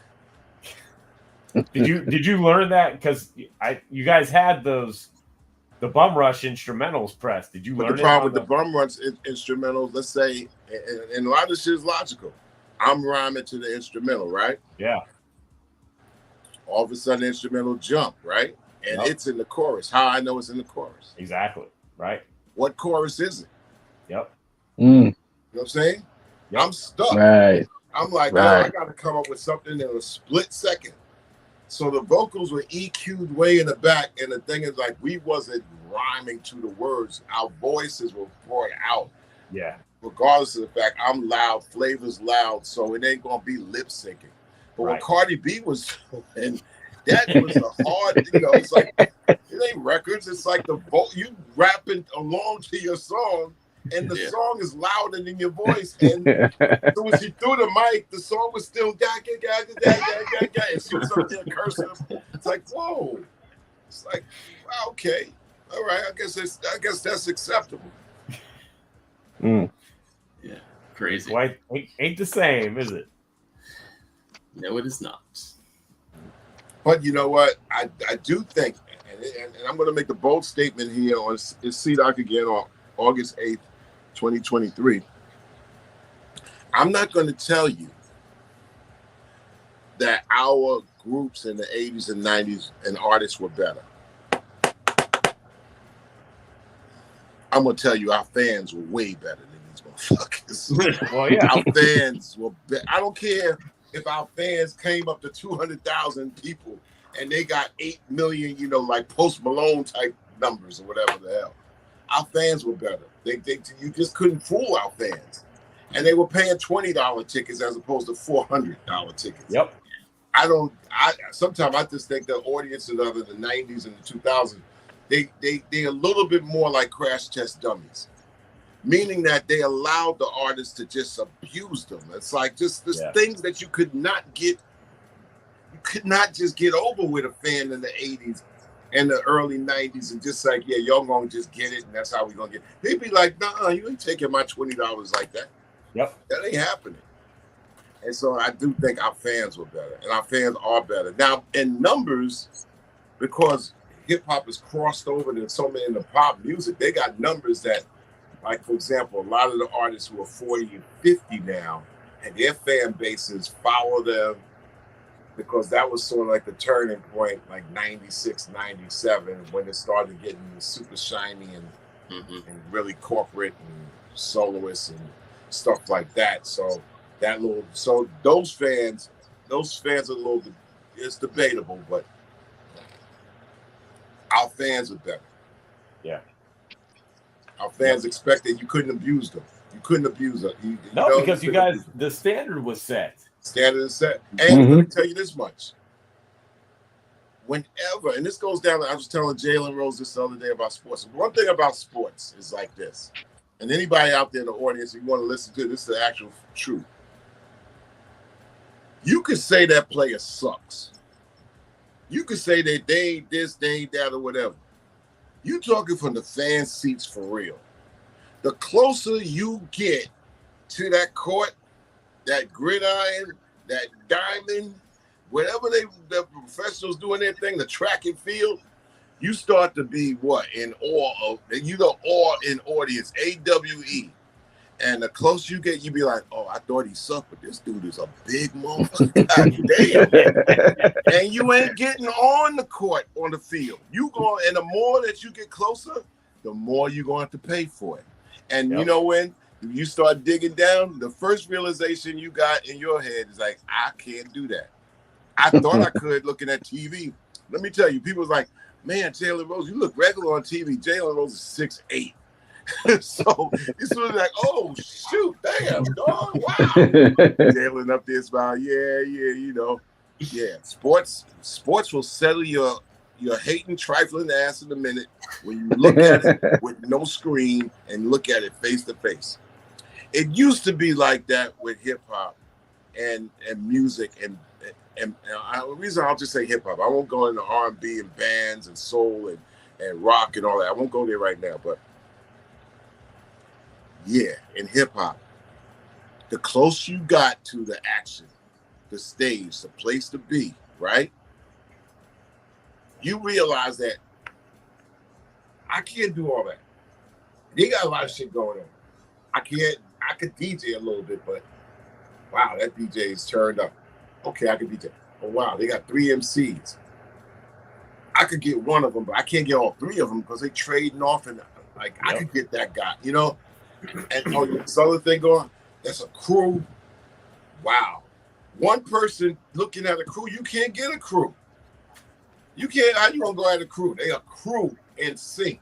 Mm-hmm. Like you look at Brand Nubian, how you gonna take Brand Nubian out? You one dude. The record industry, when they made solo contracts for the soloists, that's when they start getting people start getting this fixation in their head that, oh yeah, I could get that cat. Yeah, you can get that cat maybe on your style and their style, but the closer you get to a stage with a phenomenal performer, you just dreaming shit up in your head. Because when you get to that stage, I'll be the first to give you a mic. I said, man, this motherfucker's dude, he's excited. He's going to run out of breath, man, in 3 minutes. Give him the mic. Here, you got the mic. I remember this dude was giving me problems, man. And, it was like he wanted to get put on so bad. I don't want to get put on, man. I said, yo, man, I'm not trying to do you wrong, man. I'm trying to go to the growth of where you can handle. Come to the gig. We're somewhere. Yo, man, let me get all this. Okay, all right. I'm going to give you the mic.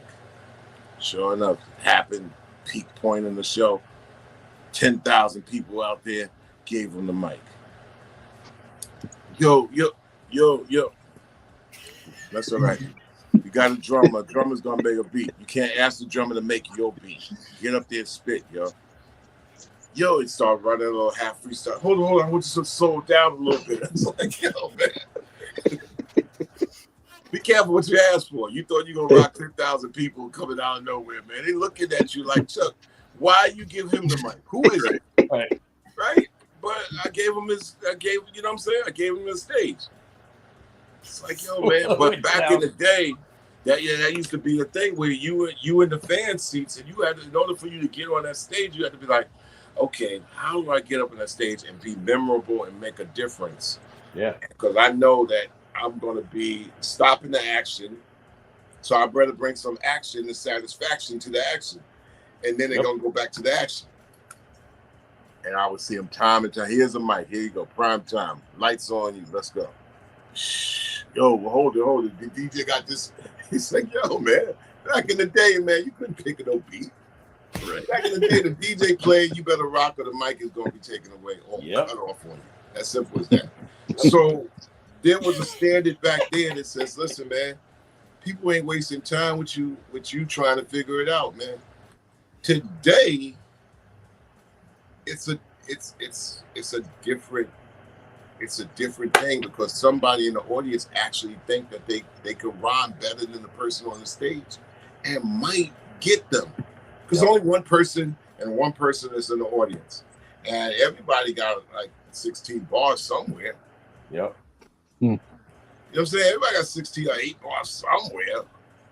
So if somebody on stage is just ain't cutting it, but they famous just to be famous or whatever, you got bars, okay? You got got 5 minutes of bars. Okay. You know what I'm saying? Yep.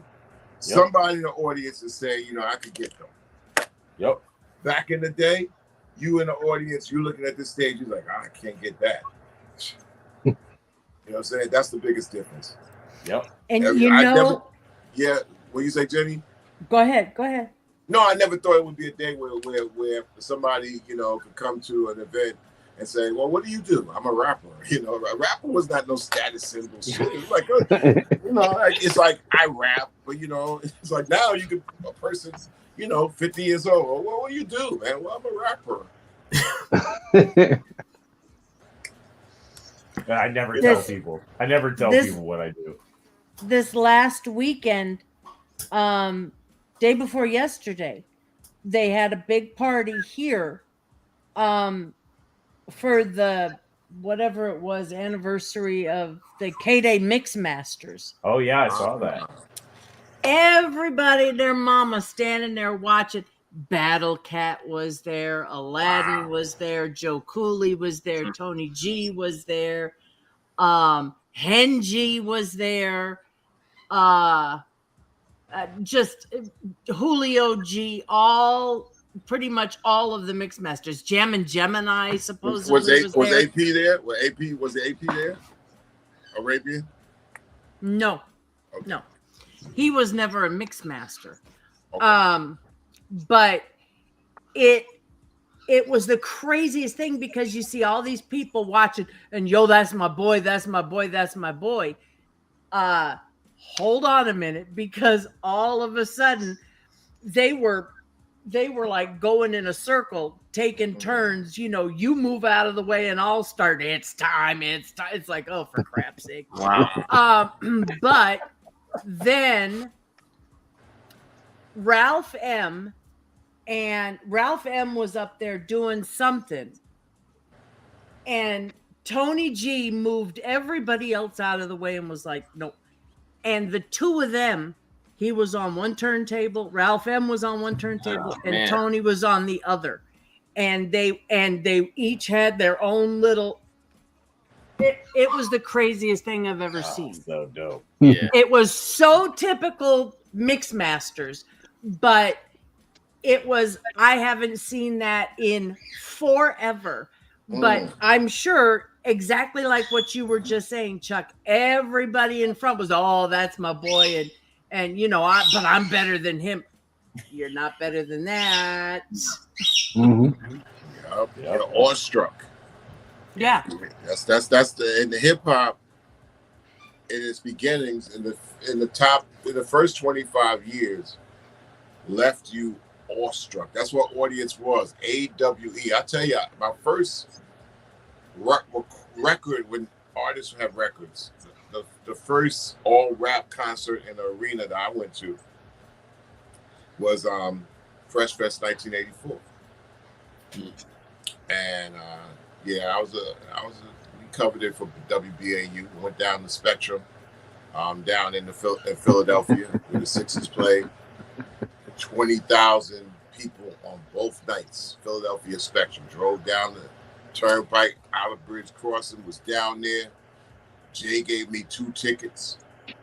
And let me tell you, I've played 3,000 concerts in my career, and I've played some unbelievable shows where they just couldn't stop. I mean, for everything. Right. But witnessing something like this for the first time from the crowd and the fan seats. Yeah.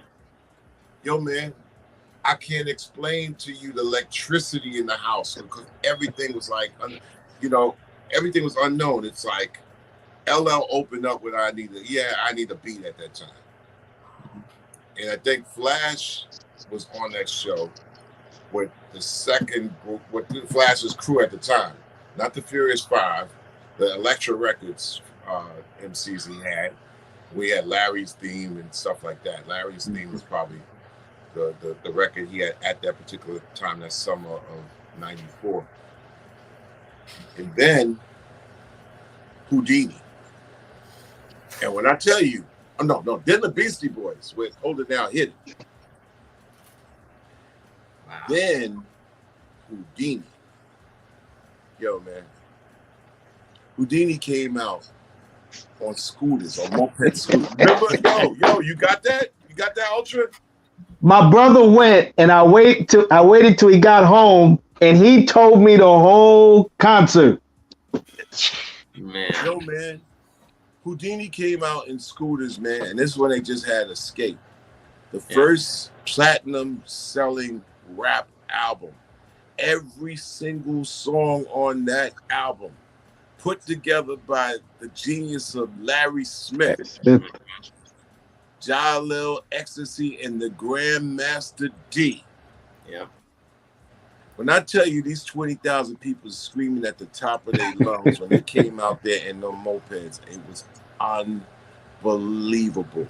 And when they came out and they dropped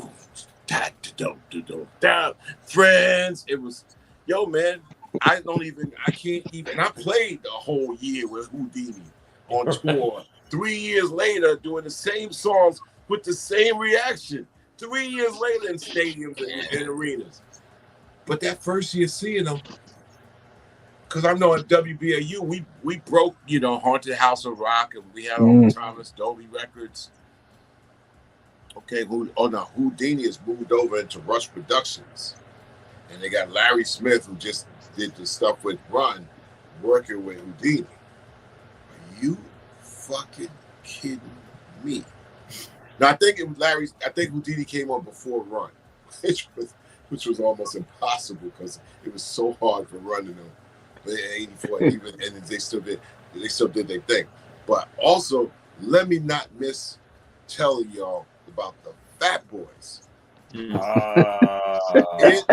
was bananas with them. And when Buffy did that beatbox, this place I was looking at, I said, this place is going to come down, man. For real.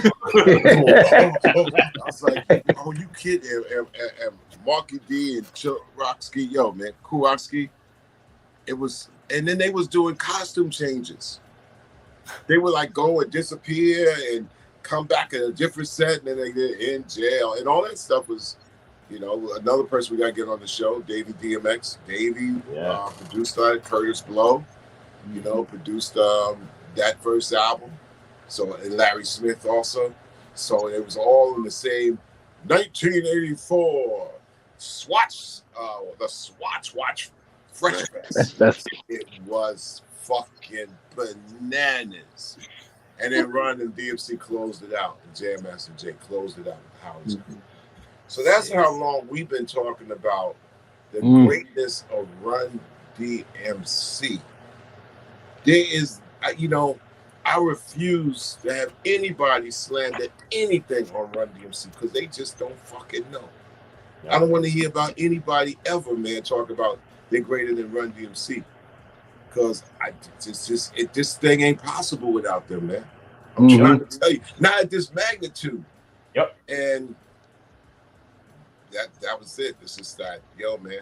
The fact that they're going to close out Yankee Stadium on Friday. Who else?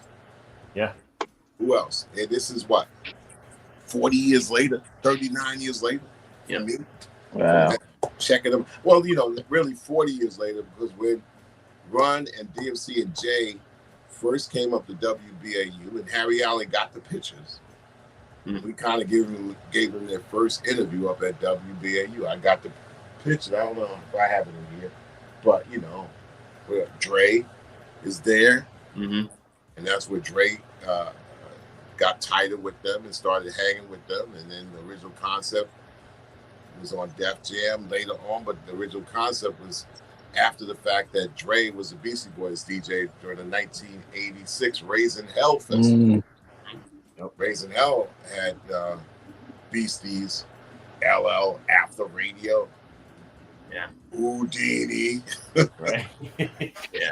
and Run DMC. That package right there. That package right there. LL, Retarded. Beastie Boys, Houdini, and Run DMC. So I don't care. People could come up with who they want in hip hop, who's the great or whatever. Yo, man, that Mount Rushmore is a Mount Rushmore for a reason. There is no hip hop Mount Rushmore because that's hip hop Mount Rushmore, and then everybody else is another mountain. It's a lower mountain. It's something else, but not Mount Rushmore like that. Boom, boom. You throw a Grandmaster Flash in there, yo, man. Everybody else. So, and there's nothing like those groups from back then. There's nothing like them. Anybody who comes out today, whatever. But there's nothing like those groups from back then. Yeah, man, they were the ultimate. Oh, there you go.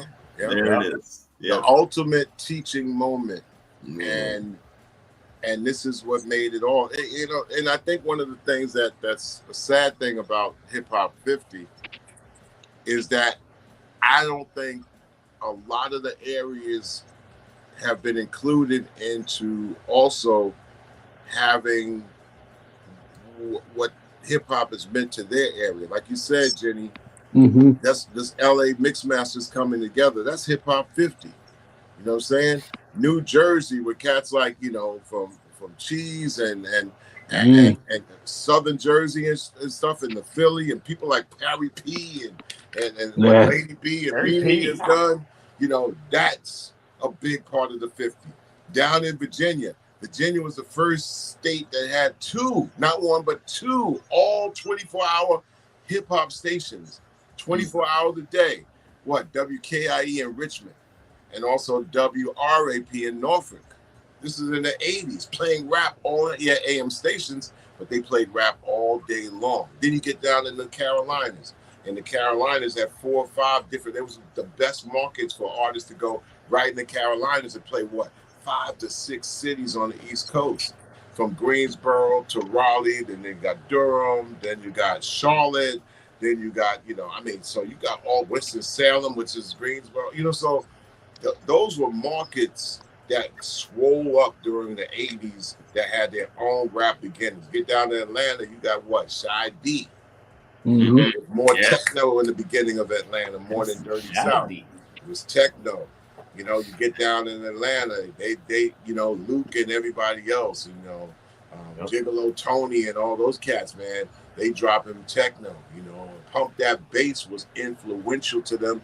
That Dre does with Def Jam, Pump That Bass, or really Knowledge Me and all that stuff, so it was influential. Then you're talking about out of Florida, you start getting into New Orleans. Then you got New Orleans and Alabama, Mobile, Alabama, which had the Mad Hatter, I forgot the call letters down in Mobile, but Mobile, Alabama with the Mad Hatter was another place that played like rap all damn day long. This is all before you get into New Orleans, and then you get into Texas. Yeah, you got Houston. You could do 9 cities in Texas, and they had small radio stations playing rap all day in Texas in the 80s. That's why these groups were mega big coming up out of New York. But what they did is plant seeds in all these markets. And the first year that we traveled on tour, Public Enemy and Stetsasonic, what myself and Daddy O did was that we became collectors of every environment that rap was doing this thing around the United States. And we collected it and we brought it back. California, we get out to Cali, and there's 3 different type of rap situations. You had the Roger Claytons, which was the major DJs, but also all the DJs that got and made the swap meet tapes. Because before the swap meet tapes, you couldn't get those songs. You couldn't get the songs. The labels wouldn't put it on cassette. And if you traveling and you ain't gonna pick up a record, you want to put it on cassette so you can play it on your box. And sure enough, we can get all the joints in the swap meet in Los Angeles and San Diego and the Southern California area. And then you go up north to the Bay Area, and the Bay Area got a whole nother thing with people in their tapes out of their car. And then you had KPOO in the Bay Area, which also played a lot of rap. And I'm sorry, in Los Angeles, you had what now? You had K-Day. 1580 KDNY. Yep. And sure enough, you'd say like, wow, This is a rap station in the middle of Los Angeles that everybody listened to, right off of Alvarado. Remember that? Right. Off of Alvarado. Then you go up to Seattle, and Seattle already had this thing with with Mix-Up. Remember Swass? Yeah. Swass, was like, to me, that was the most well put together looking official record label in the 80s and going into the 90s. I was like, wow, they really the liner notes was right, the artwork was right, the logo was right. And it looked like Swass was like something that just joined in on making rap official. And then all the places in between. You go to Chicago, man, of course, Chicago, it's like retailers are hot. You got Chicago, Milwaukee, another place that plays a lot of rap, NOV in Minneapolis. And you had Chicago radio stations and college stations in Chicago, and then you had Detroit, which had its own environment, different type of, a little bit house, dance, techno rap in there. Yeah, they had TV shows like Nat Morris, that would also, I remember going one year to Detroit, and Nat Morris, I forgot Nat Morris's show, but everybody watched this. It was like the Soul Train of Detroit, and it was really local. But then he would break groups like Ready for the World, where we were from there. And Michigan had its own thing going on. And then, oh Lord, you get into Ohio, and Ohio is a whole other thing going on. You got 8 cities in Ohio and colleges. Pennsylvania is on East and West. And Pittsburgh had Mel Plowden playing rap on Whammo. Ellie Mel. W-A-M. So what we did is we had a network of everybody playing rap music throughout the country. And you know where their charts were? The charts were in the back of this magazine called BRE, Black Radio Exclusive, put together by a man who passed away 2 years ago, or last year, Sidney Miller. And Sidney Miller was a network for all black radio stations and the network. And he used to have all these stations. And then when we used to look at Black Radio Exclusive in the back where they had the charts, just like what you do right to this day, Flatline. Yeah. We used to know who played rap and who didn't. Mm-hmm. There was those small AM stations. And that's what I said. I could name those stations exactly because those were the hotbeds for hip hop and rap. In Cleveland, ZAK. A hip hop weekend. And that's Lynn Tolliver, but then his nephews were what do they call them? What they did R&B songs later on, and they were heavy set. Oh yeah, I was just listening to that the other day. Dave Tolliver is one of the guys. Yeah, well, they did the rap show. Right. What the hell is their name? It's gonna drive me nuts. I know. I was coming up with 2 tons of fun, but. Yeah, no, that's a whole other thing, man. You and me was the song. You, me, you. Yeah. What the hell is that song? I have the album and I can't remember their names. Len Tolliver was the program director of WZAK, and when he gave the strings to Dave Tolliver, his nephew, and his partner right there, Men at Large. Thank you. Men at Large, exactly. Wow. Yes. Chicago, you had Ramon Ski, who still, I got to give a drop to Ramon Ski. He's a legend in Chicago. He's a guy that actually played, and also Pink House. Pink House covered hip hop, and also he passed away like 1991. Terrible loss, man. Yeah. Heart attack at a young age. And Ramon Ski is still here. Hey, by the way, I had to go look for it when you mentioned Mobile, Alabama. That's your tape. Right. What's the name of Doesn't say, but this was the interview you did, 87. Yeah, can't. Wait, hang on. No, this is Def Jam PE, but this has that sample from Fear of a Black Planet where the DJ, she goes, "What's your latest tip, brother?" Oh man. Wow. Yeah. They were one of the first stations that put Public Enemy in any kind of chart. And that was the motive behind the charts on rap stations, Flatline. Yeah. Wow. How would we know?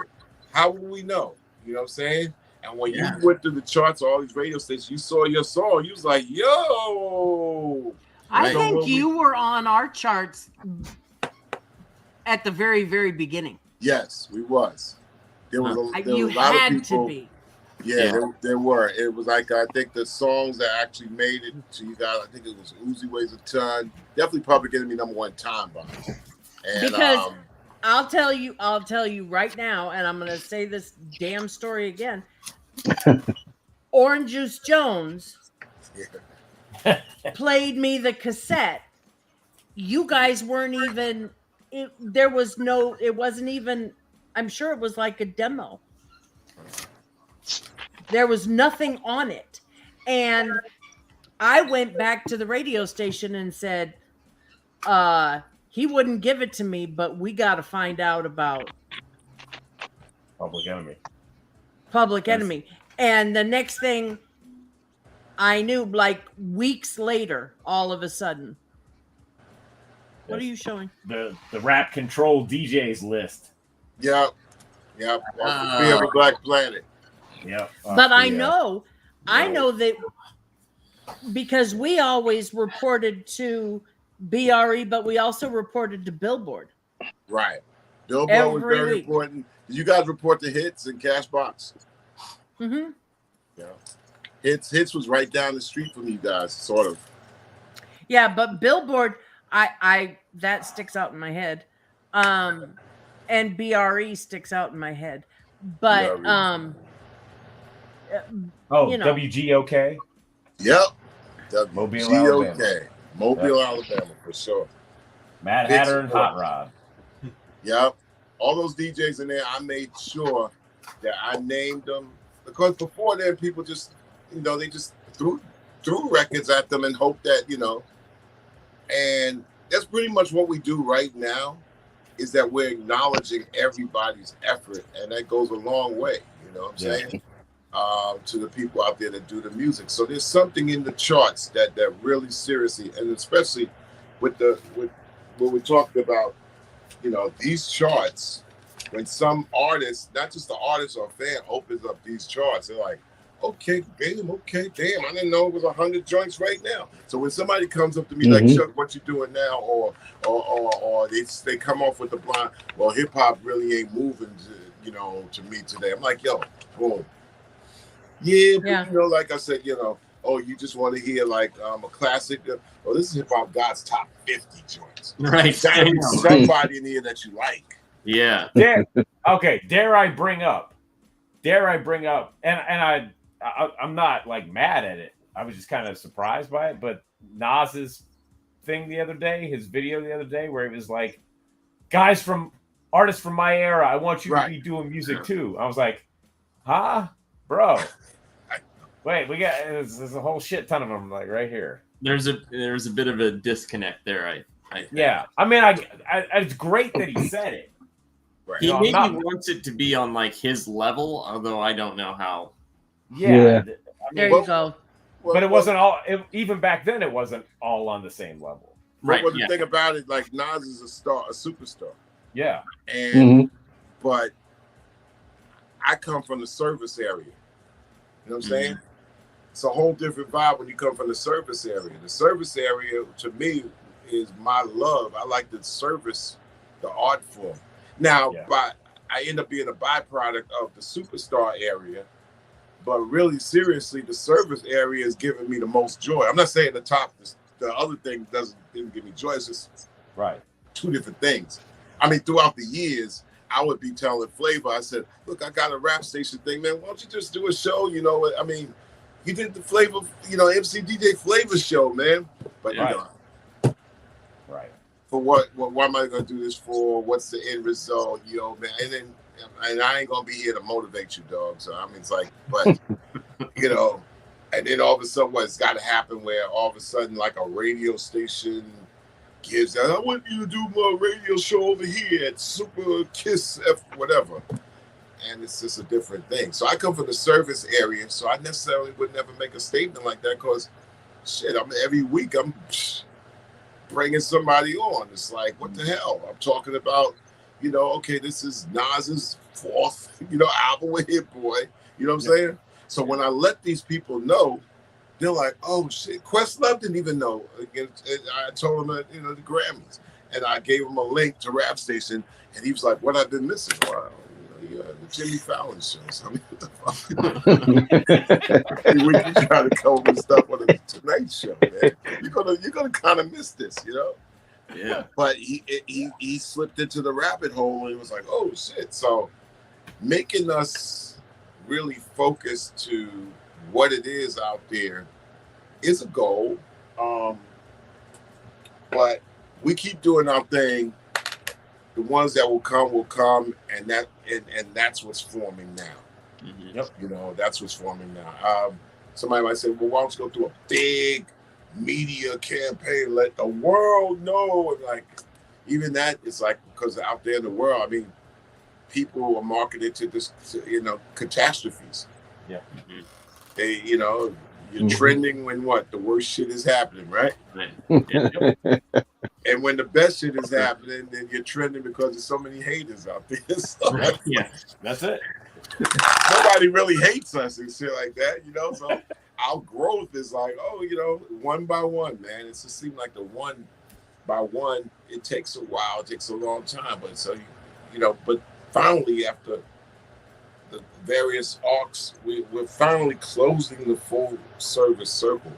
So it's my obligation to tell everybody. Now I can brag louder than hell right now since I have the app, because to not brag about you guys is a disservice now.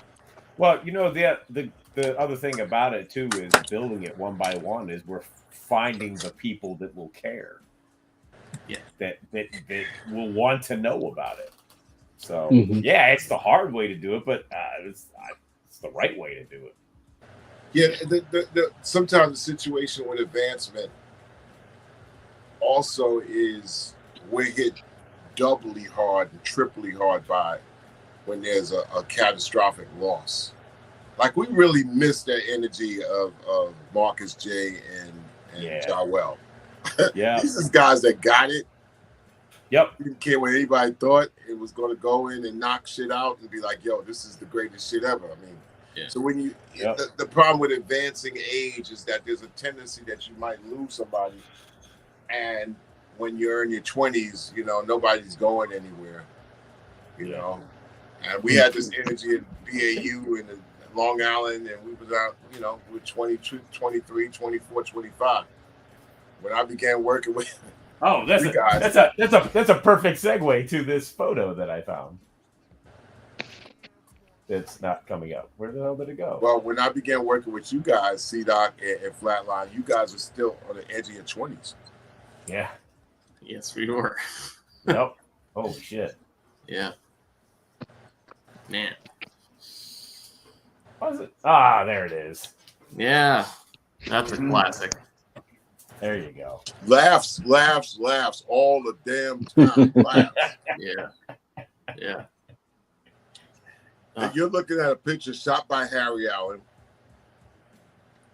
who's my brother to this day, the ultimate weirdo. And I say that with the weirdest of love, because I would curse this guy out. Just like, dude, man, we have a thing that you could plug into. He spends all his time over at Instagram. And I was like, say, yo, man, listen, man. So he sends me a note today. When I sent him the mag paper, the first edition and second issue. And he says, yo, how could I be down? Well, the last person I sent you to be down, you gave her a hard ass time. Like, he got all forensic on her and shit. Like, yo, what does this mean? I'm like, you gonna get down or what, bro? Anyway, Harry took those pictures. And Harry took the pictures of Run DMC's first day. And Harry like Glenn Friedman. Mm-hmm. He's like Fort Knox about those pictures. And I remember when we did the Long and Winding Road video, and you were like, call Harry to see get clearance for the photos, and I called him. He's like, no. I was like, okay, and so I'm like, all right, Chuck, you call Harry and get clearance because he told me no. He's like, nah. Wow. Yep. And you called him, and then the next thing I heard was, yeah, okay, it's okay to use the pictures. Okay.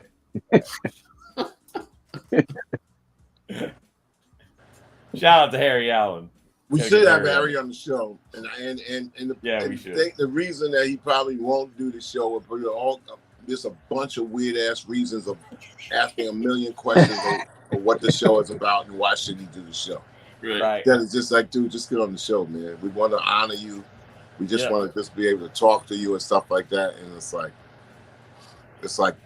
pulling teeth out of a fucking grizzly. and might as well coming soon. I think just next month on Wax. Shout out. Oh man. Bell. Yeah, that's great. His we even gave him a little dedication there on the nice. Yeah, coming next month. So he's like Frankie Crocker said, if it was me and you, wish you long life, and I hope you live forever. No, he said, if I live forever, I hope you live forever in a day, so I'll never know the great loved ones like you have passed away. That's Frankie Crocker's sign off. And I butchered it, but it was one of those things that's like, wow. And if I live forever, I hope you live forever in a day, so I'll never know that nice ones like you have passed away. Yeah, that's great. That's great. Yeah, that's the reality of this. That's why we have fun with what we do, and got to dedication to the craft, man. It keeps us going. Yeah, I thank each one of y'all for the love of the same thing I love. So that's it. Thank you for the opportunities over the years, because you were the one that gave us all a shot. Yep. Well, you don't give shots. You say, "Hey, this is this thing. Come along. Want to join? Let's play ball. See where it goes." Yep. And your skill, your dedication, your love is going to keep you on the court or on the floor, on the field. Yep. A lot of people that kind of jump started, get involved, and then kind of dip out. Right. Yeah. You gotta live your life. And sometimes their love for it, their enthusiasm, bends the other way. It was like, I used to, I didn't find time for that. But I've always been like, this is what I do. And it's a great thing to work within it. If I could synchronize some of the efforts together in a thing that's gonna, like the goals this year, being involved, but does it behoove your time? Does it pay you for your time? Well, we want to get to that. And at the end of the day, all the works that you've done, does it have everlasting value to you and your family? Yeah. Yep. Frankie Crocker said, "May you live to be 100 and me 100 minus a day." Right. So I never knew nice people like you passed away. Damn. That's yeah. Good stuff. Just like my favorite newscaster, NBC, Jose Diaz-Balart.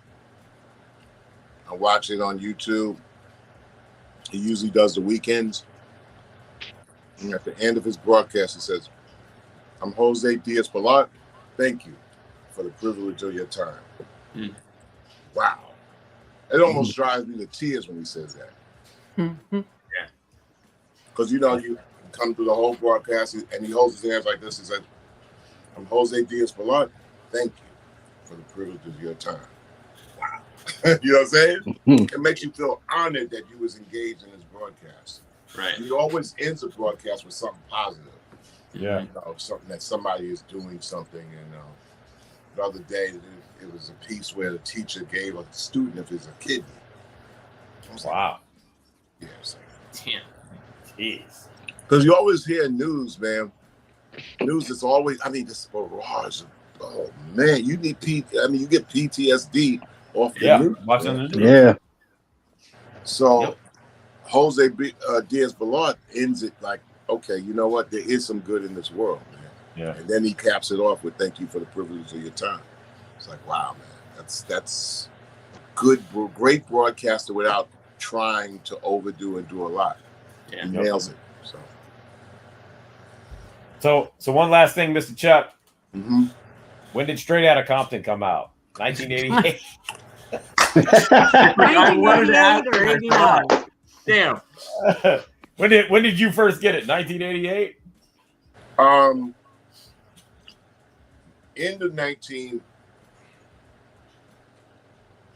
Beginning of 1989.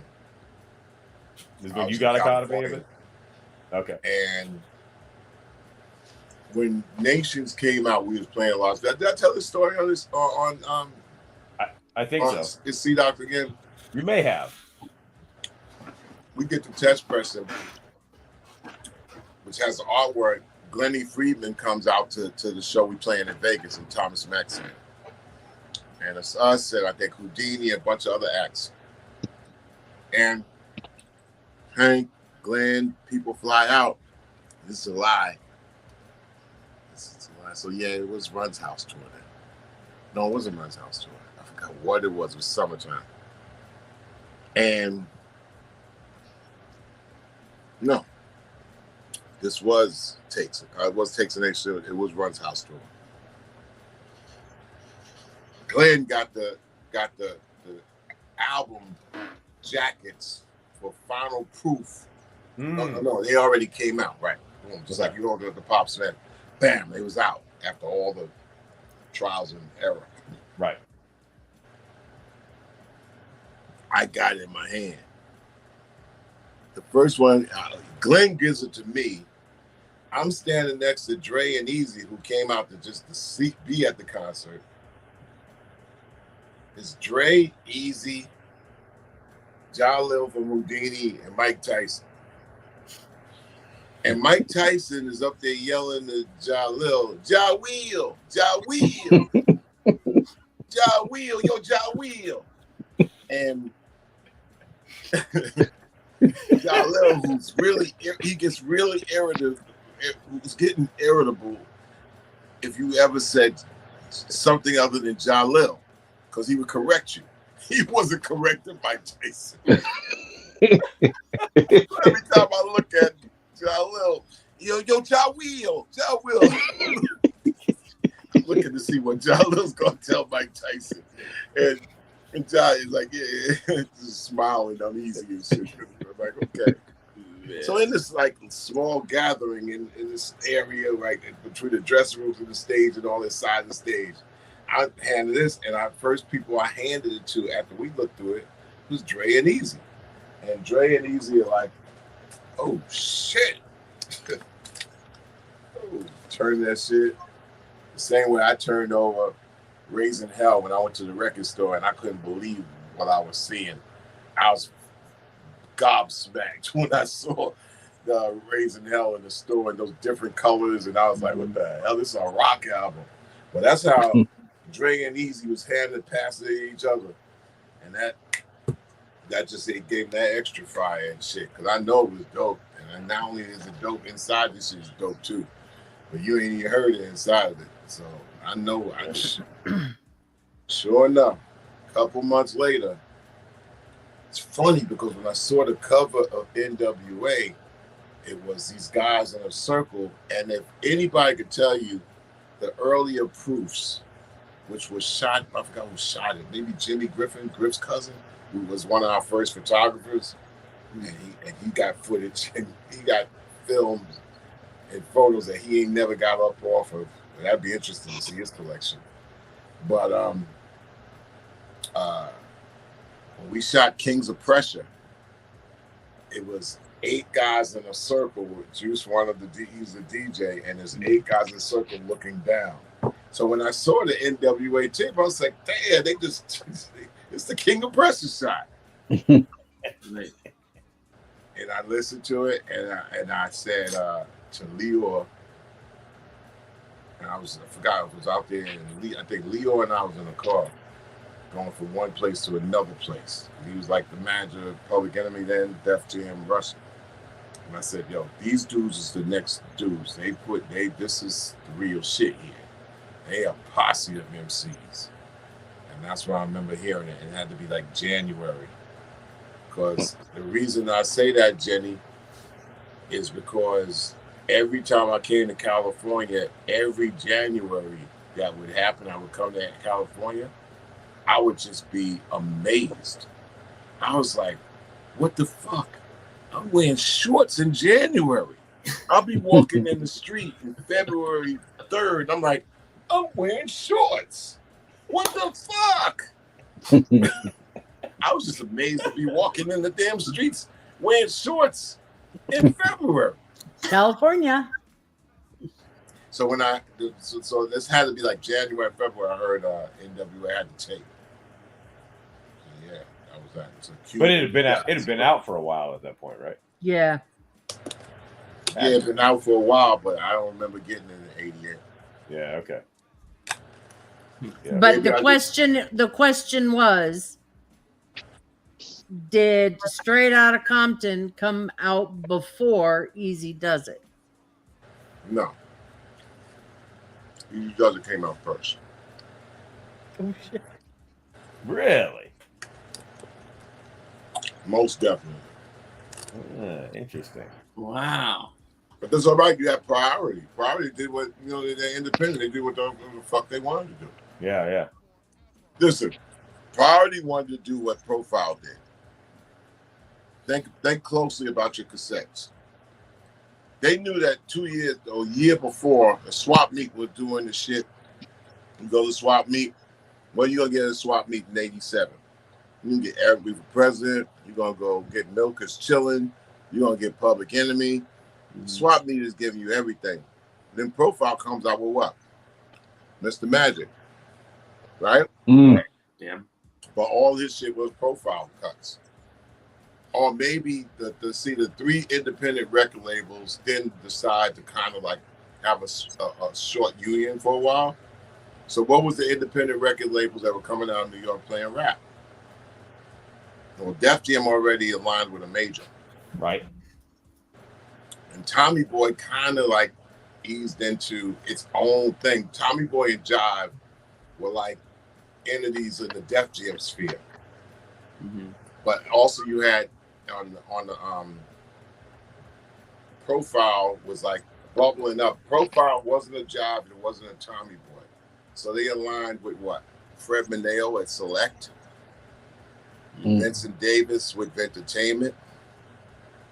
And Eddie O'Loughlin with Next Plateau. Yeah. And they sort of like had like, a coalition with themselves. And then they kind of would align with Tommy Boy because Tommy Boy was Tom Silverman and Monica Lynch. And they actually did the New Music Seminar. Yep. So the independents were kind of like dealing with each other. They were in competition with each other. But when you went out west, nobody had figured out how they could keep making the cassettes. And when the swap meet tapes were out west, that gave the guys we got to put these rap songs on cassette. Charlie Profile had the Mr. Magic Rap Attack, Volume 1, 2, and 3. Next Plateau had Red Alert. That's where you start hearing the first Kings of Pressure song. You know how to reach us, that type of stuff. Yeah, there you go. Yeah, right. There you go. I think he got three. So that's Next Plateau. Profile had Mr. Magic, and Fred Mineo had Select. So he Select he had Full Force working in there. Yeah. Kid and Play. Yep. We had True Math signed to them. Right.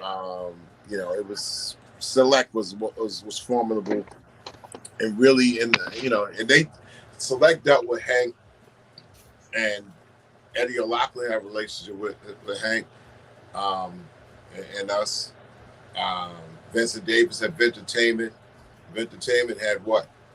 Chuck Chillout, 2-3 break. Yep. Yeah. The B-Boys.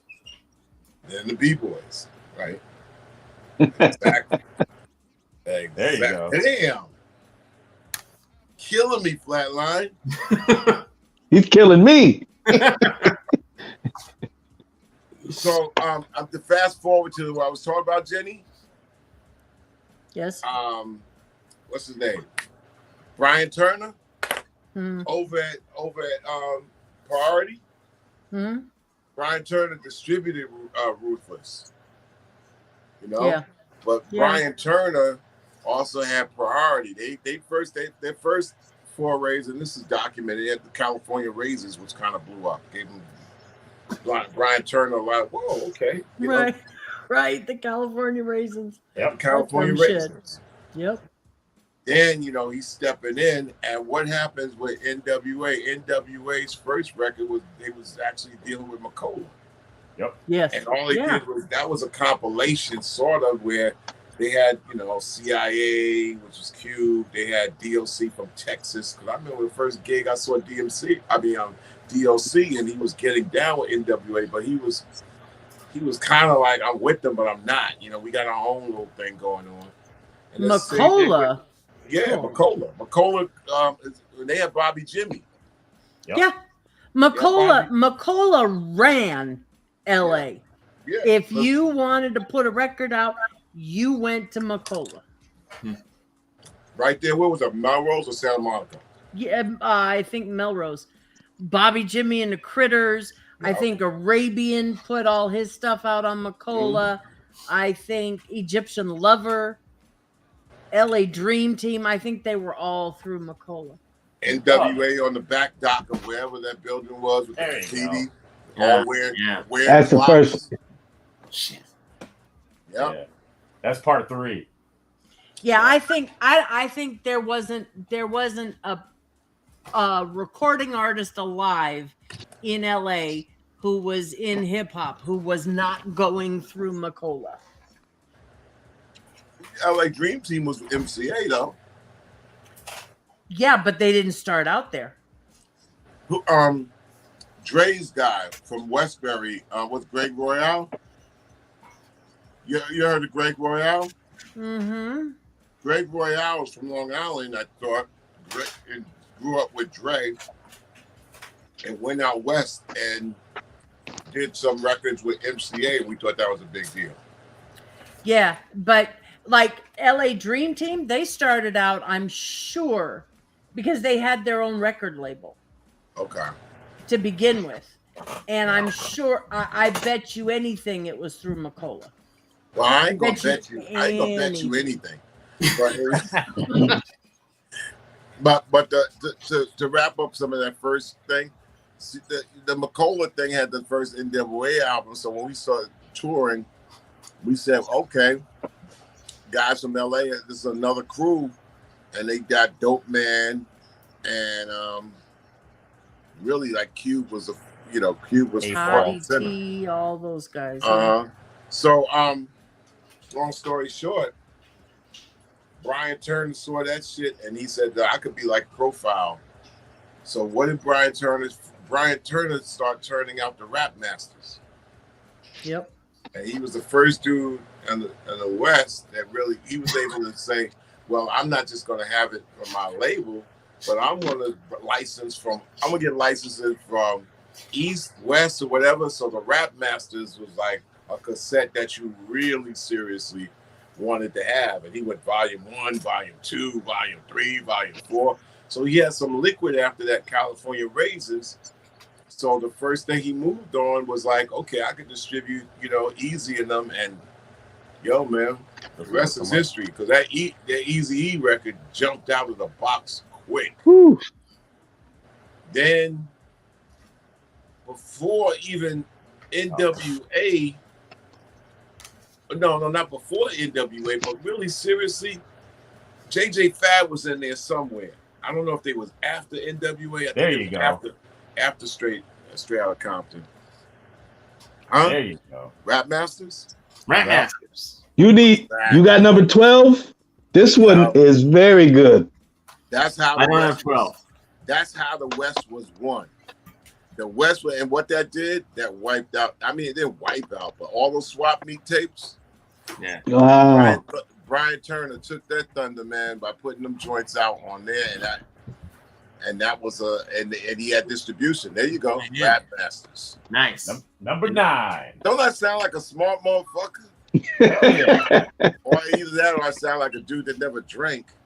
But anyway, yeah. No, I was trying to bring up the Rap's Greatest Hits too, because I have one of those tapes on priority, right? On priority, yeah, but it's not coming up for whatever dumb reason. So Brian Turner was doing this on the side as he had Rufus doing their thing, and as NWA and Dre and Easy started getting their feet wet, Brian Turner was doing this other thing with priority.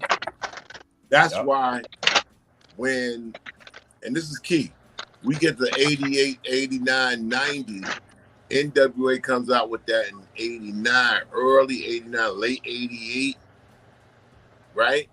Mm-hmm. Cube wants to do his solo record after NWA's release because he's like from another crew, sort of. He's got saved up joints. He's got like whatever. But you know, he's touring with NWA. They a group, they a posse and shit. Don't you know? Like kind of whatever. He could give a better story than I can. And when he went back to say, "Listen, man, I need you to produce my album, just like you did Easy." You know, that was supposed to work Easy E and Q. You know what I'm saying? Yeah. They already had shit lined up. They was going. They JJ Fad, Michelet, and this Cube was like, man, DOC. Yeah, huh? What? DOC. DOC was Atlantic later on with the Atlantic deal after all the hype and the buzz, and that's when Atlantic started coming in with their Atlantic Street program. Right.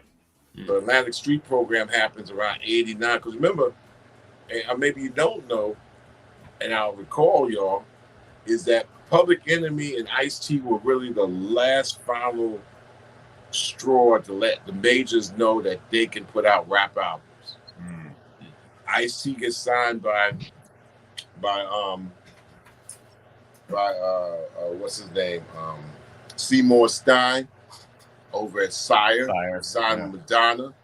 He signs Ice-T in '86. We come through Def Jam. We hook up with Iceberg. First person I meet in California is Iceberg and Islam pulling up, looks just like the cover of Ron Pay's outside the LA Coliseum. The only one who ain't there right there is Darlene. It's just, and so Islam is sitting there, and I remember Islam from Zulu Beats. Yep. So, and Evil. And Evil was there, I think. Maybe he was there. No, it was Ice-T and Islam. And I said, yo, man, this is how it is. Good to see you. We got a mutual acquaintance, Glenn Friedman. Glenn shot my cover. He shot your cover. Man, welcome to Los Angeles. That was it. Sped off in the books. You know, just make sure you don't wear blue or red. Keep the hat straight. We good. You know, Public Enemy, I dig y'all. Bam. So that's us and Bird, right? No, I bring up DOC. Sounds about right. I brought DOC just because Cube's on that record. Mm-hmm. You know, so he was still there. It had to be right before he left. Dre wraps up his DOC's album. JB, her birthday is today. Big up to, or yesterday, you know, it's not, I'm on East Coast time. Not quite. MCJB from JJ Fad, good friend of mine, Warner, her birthday today. You know, so Kumo D's birthday. And Curtis Blow. Warner Curtis Blow's tomorrow, along with and you know, Daddy G is 97. Doc. Wow. Gene Bond. That's amazing. Who coincidentally produced the first rap record. Yep. That we're trying to just finalize a nice little documentary that C-Doc will help, probably tie together. But the first really rap record we feel is Pigmeat Markham's "Here Comes the Judge." Judge.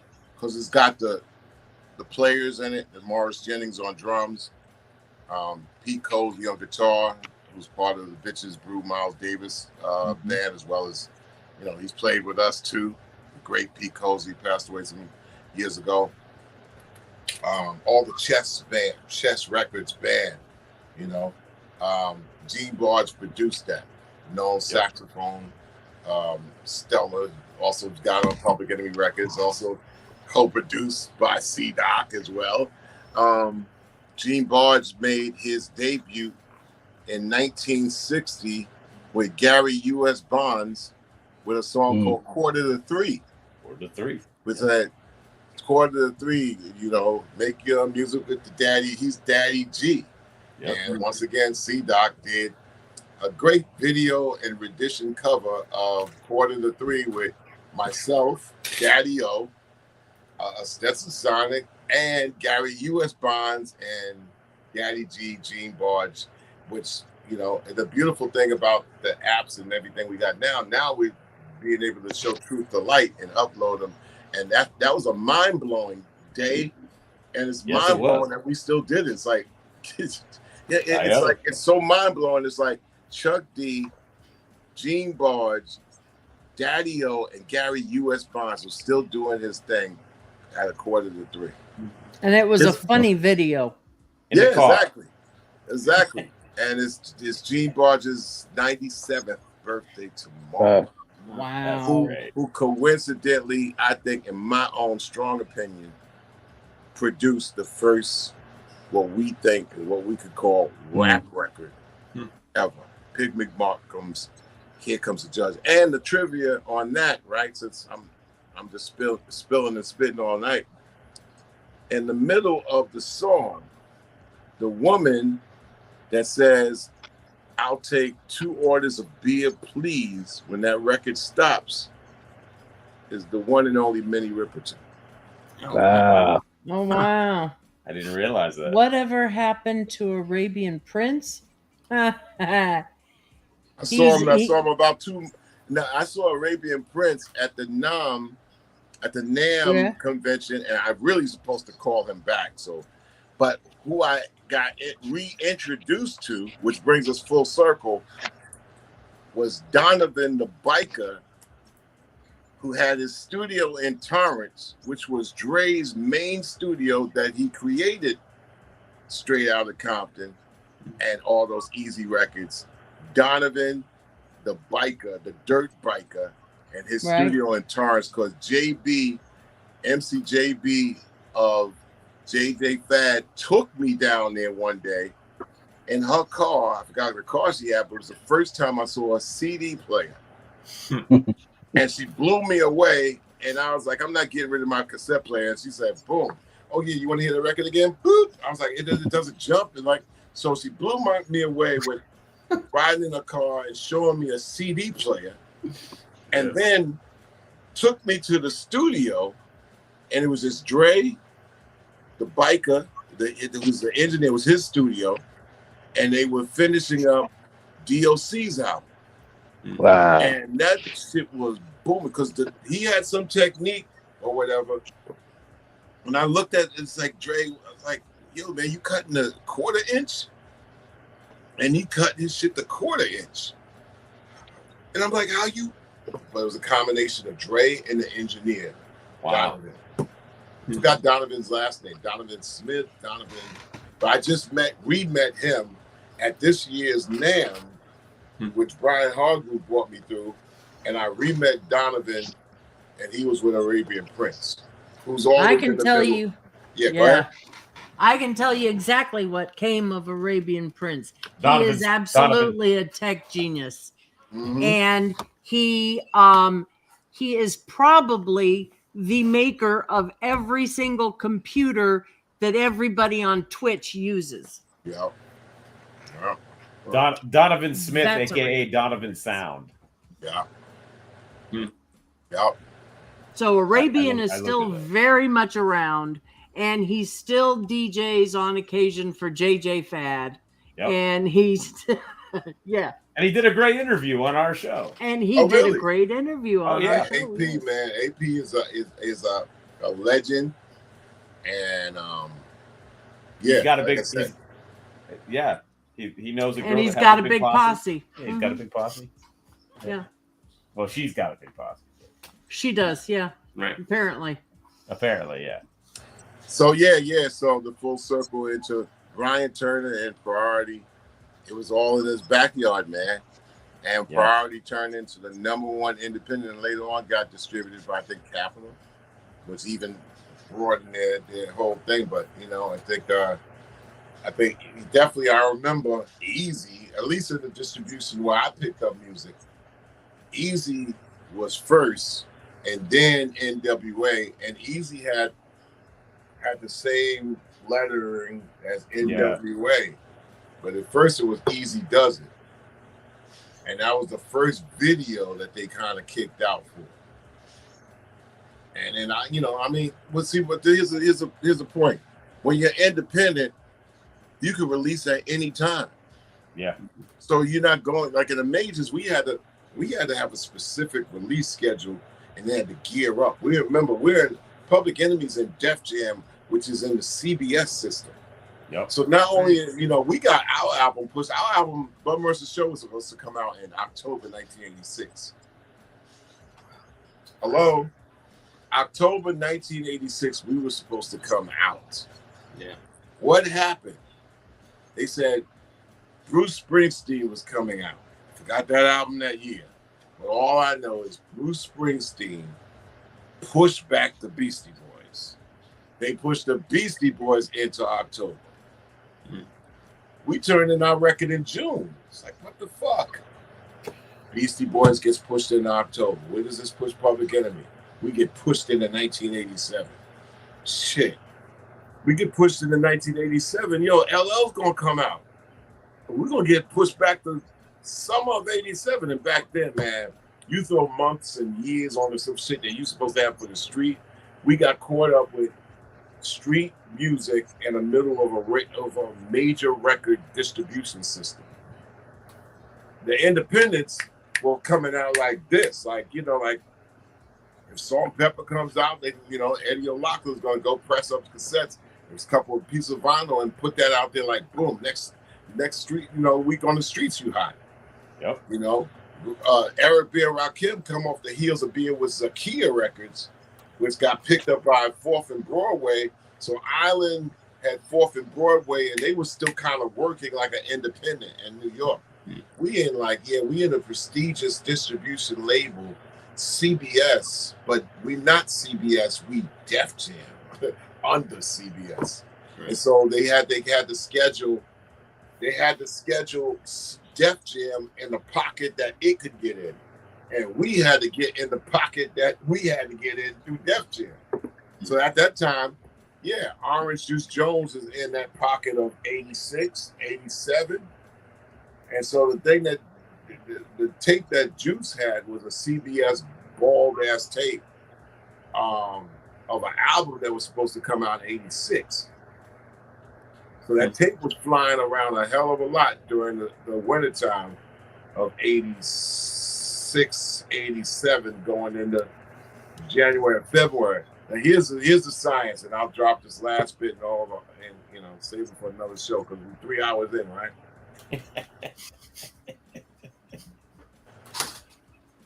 Rick has moved on. For some reason, he ain't producing. He just finished doing License to Ill.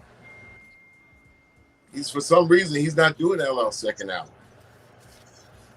So LL was like, okay, what do I do now? And he was going through producers and this and whatever.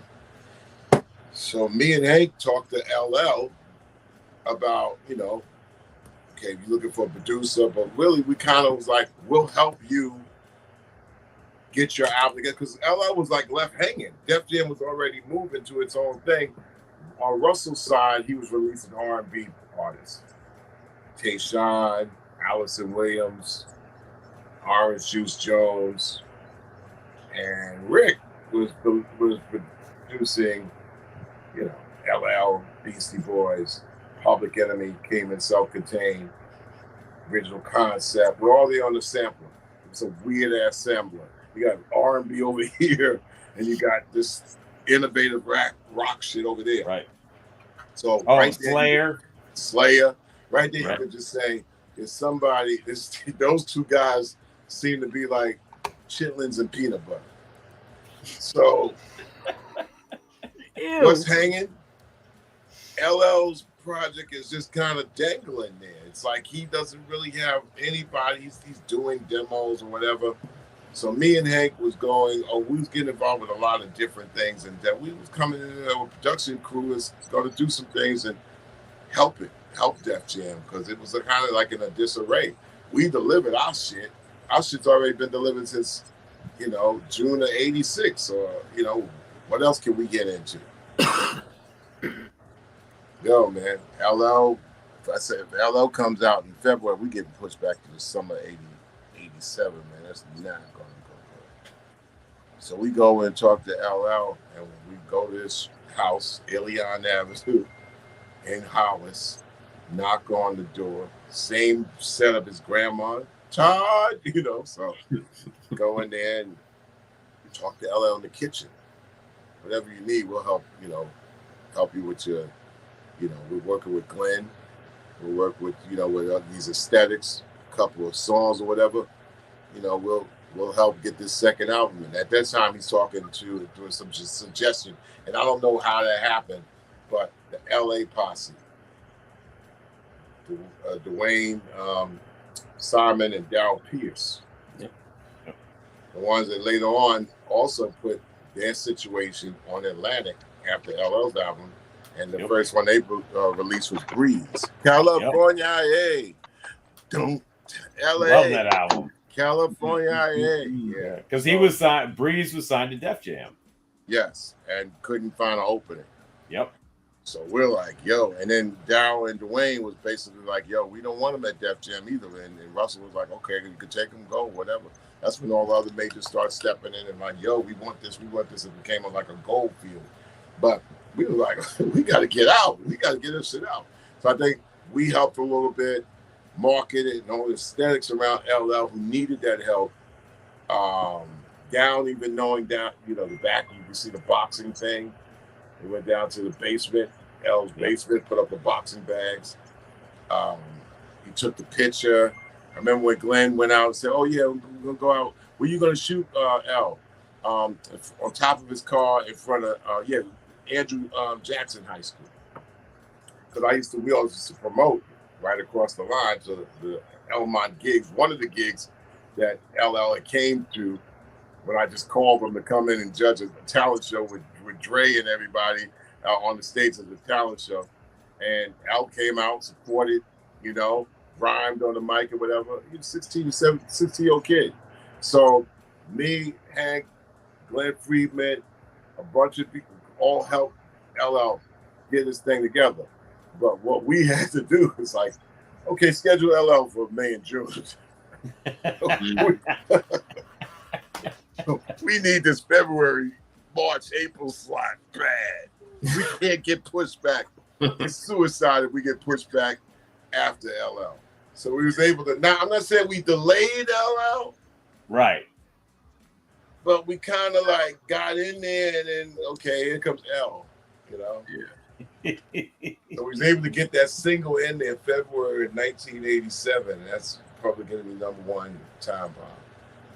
And we got scheduled for release in the CBS system in April. Mm-hmm. Close call. Yeah. That's crazy. It was supposed to be fall of '86. Yeah. It would have made because we made. To me, I had the same sensibility of carbon copying the energy of Raising Hell. Right. But 1986, Rakim and Eric and Chris and Scott changed the game. Yep. Once again, as independents. Yep. Mm-hmm. South Bronx, Eric B for president, my melody changed everything. Just changed everything. That's why when you hear in the beginning of Rebel Without a Pause, what do you hear? That. Exactly. Yep. Nice. And that's the beginning of South Bronx. Yep. Yep.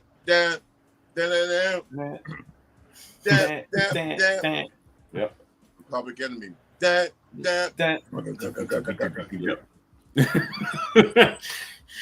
And the first word, yes, is coming from the most inspirational record to me in '86 that gave me the vibe, and that's Yes, which is Marv Albert, but really Bismarcky.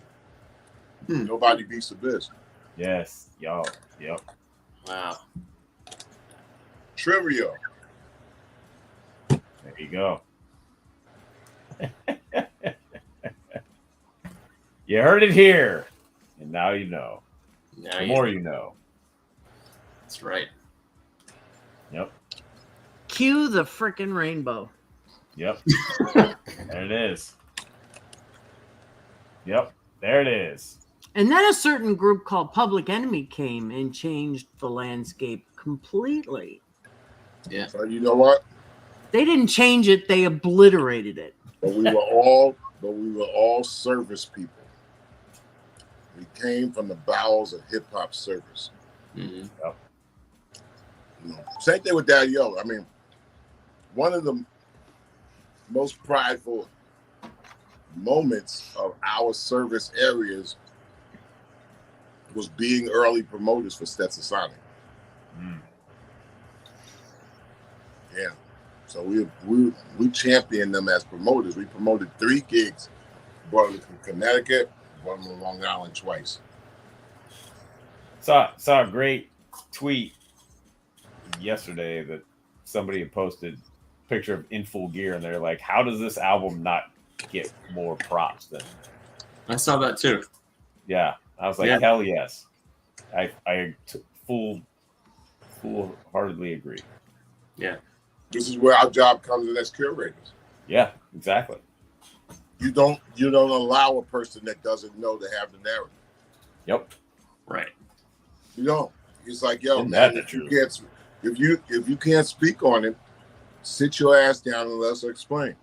Yep. Well, I said tonight, I was just talking, and you called it Daddy-O. I mean, you called it Doc. You said at the beginning, let's talk to a guy that talks a lot. I didn't think I'd be talking for 3 fucking hours. But one thing I've said tonight about the facts of what happened, they are undisputable. Yeah. Facts. Yeah. Because fact is when you can forget opinion, you can line it up and say, oh, yeah, okay, that makes sense. Okay, yeah, okay. Yeah, that makes sense, you know? Yeah. At least to my understanding. So, okay, you know, Priority, Rap Masters, Profile, Swap Meet Tapes, Arabian Prince. Jenny brings up the Mix Masters. You know, we talked about radio stations that were key to play hip hop in its time. We talked about the Fresh Fest. We talked about the impact of the Fat Boys, you know, which was a reminder, you know, to Ultra. And then we talked about Houdini, LL, Glennie Freeman, Eazy-E, Dre, getting It Takes a Nation. JJ Fad Warner, it was her birthday today, taking me to Donovan Smith, Biker, and checking out Dre putting together the final touches of the DOC album for Atlantic, which had the Atlantic Street breaking out at the time, where the LA Posse took their stuff from Def Jam, produced LL Cool J's record, and brought it to Atlantic for the beginnings of what? The LA Posse and also MC Breeze. Yep. Who also did a show? Breeze. Excuse me. Oh, yeah. And I'll just say, I'm not MC Breeze, but Breeze because we have MC Breeze from Philadelphia at the same time. Yep. Exactly. Who was at Schoolie D's event the other night? Yes. Schoolie hit me up. I got to hit Schoolie back. Apparently, MC Breeze was there. Yeah. Not Breeze, but MC Breeze. Right. To clarify. Yeah. Yep. And there you go. So next time I come on, we'll talk about not only the tragedy of Kid Creole being in prison, Yes. but how forgotten is the story of Cool C and Steady B. Oh, Who I yeah. think people need to hear all the time on when things gets a little twisted. Yep. And why should we also think positivity always helps us all? You know? Yep. Indeed. And as always, this episode of It's.Yan is brought to you by the Spit Slam Record Label Group. Yes. The Spit Slam Record Label Group, a Chuck D situation. Catch us on your favorite streaming platform, on Bandcamp, or visit our official web store at spitslamrecords.com. All releases are available digitally or on CD, with select titles available on vinyl and cassette. The Spit Slam Record Label Group. Throwback to the future sound.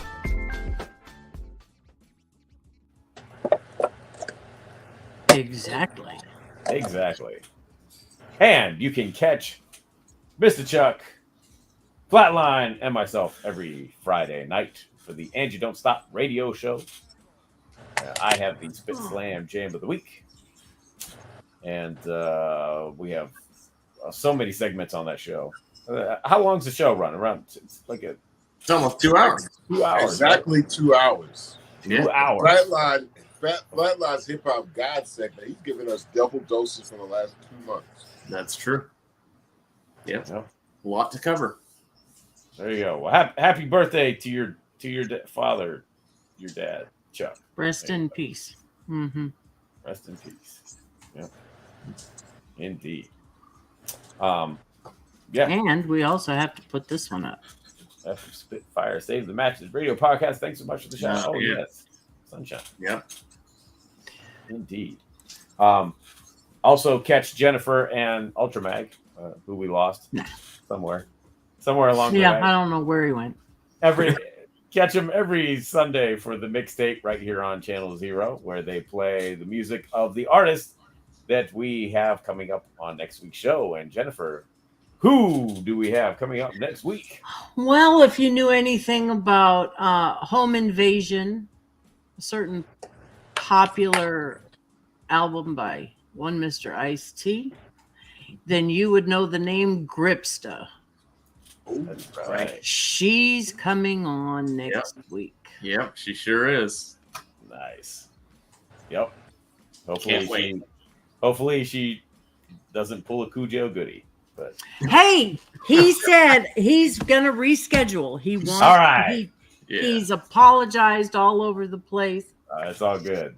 Shout out to Khujo Goodie. We will talk to him eventually. He said he just got on a phone call and got too mouthy, and we're stuck there. It's all right. That's the beauty of us, you know. Khujo already know he's got the bat. He's got the bat line. He's got the black line straight to me. Yep. Right. So true. So true. And he's got the flat line too. Yep. Yeah. Sure. Flat line rap station. Yep. Yep.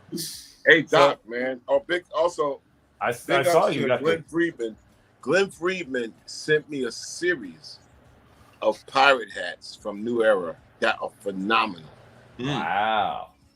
Yo, man, they got this hat. They got the hats where they got the metal, the metal thing where the metal, Yeah. the P is made out of metal.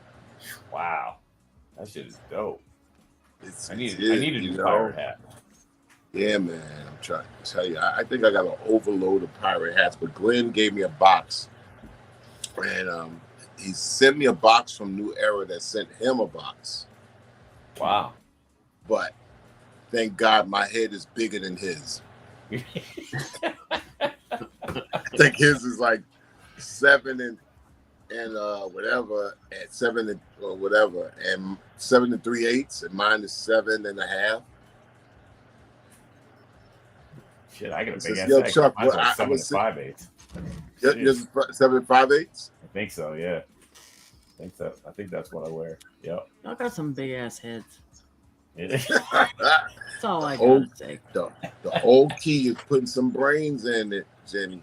Got the brains is falling out my ears. I talked you guys to death for 3 hours. It was a like I said, it was a good. Not too much in it.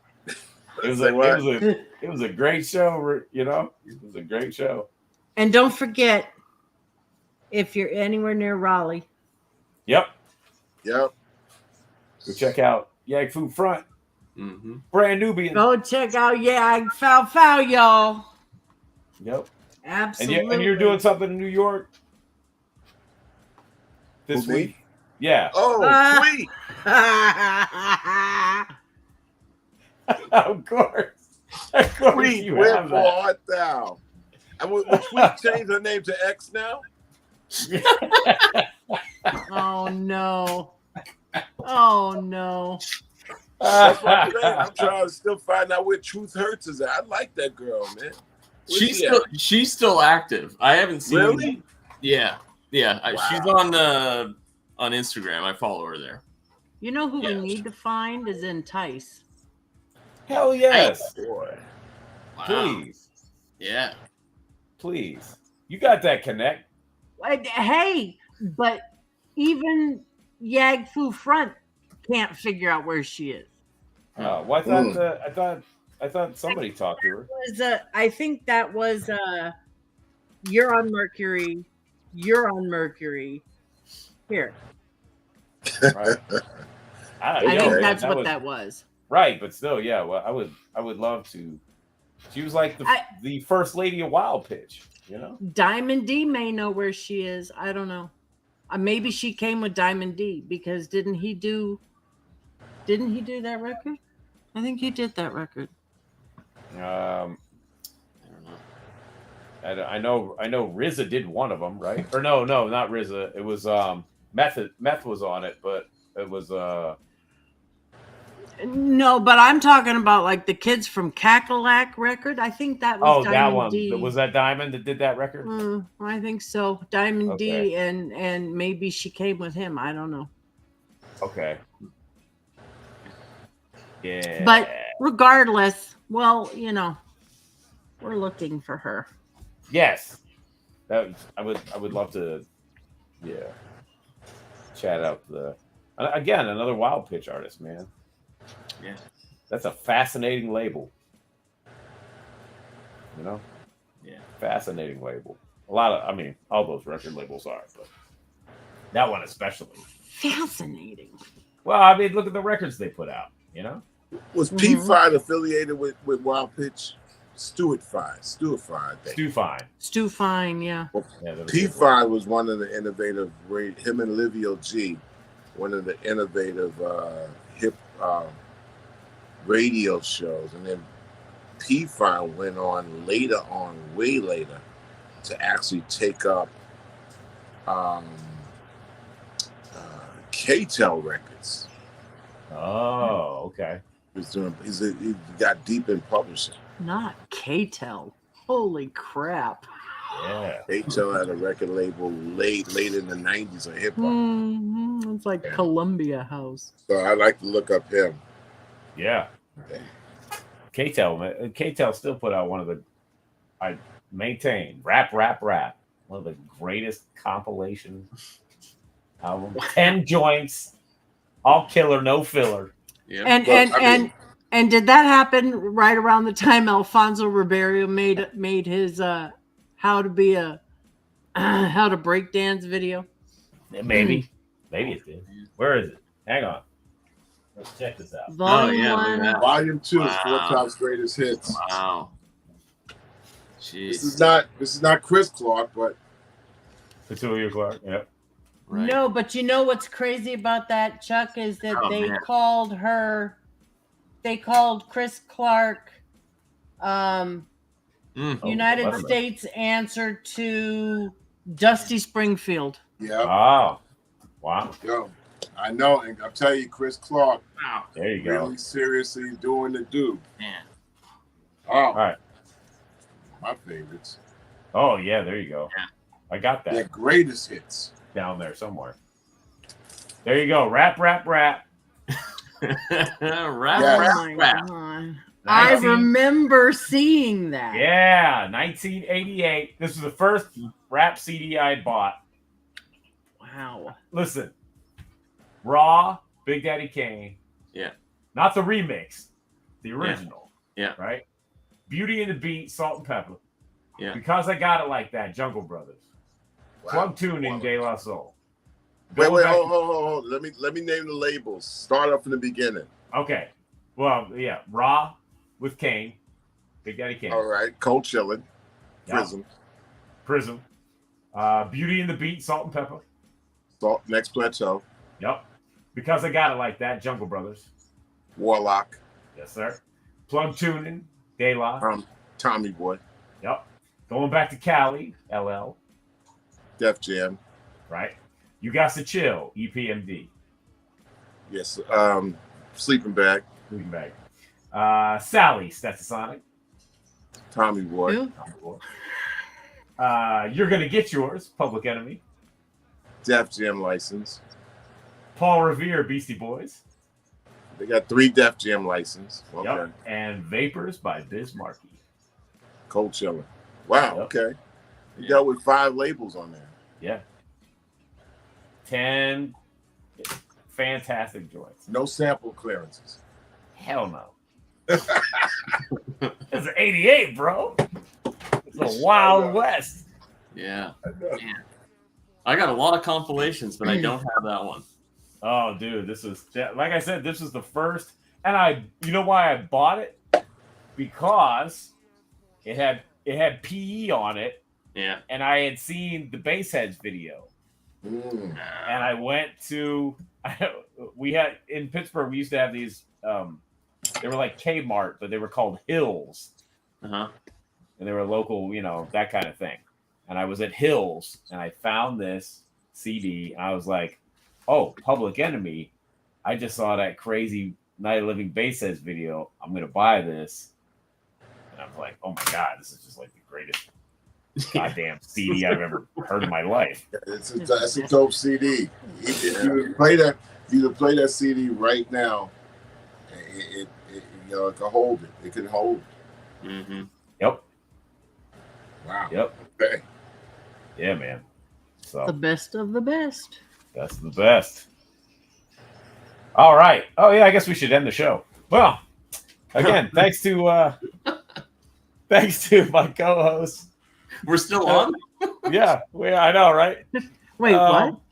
And special guest, MistaChuck D, who came through in a pinch. Appreciate it as always, brother. Yep. Jennifer, Always the best Flatline. pinch hitter. Yep.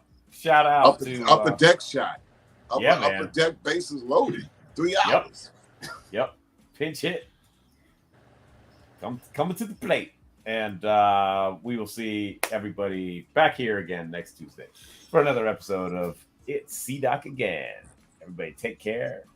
Peace.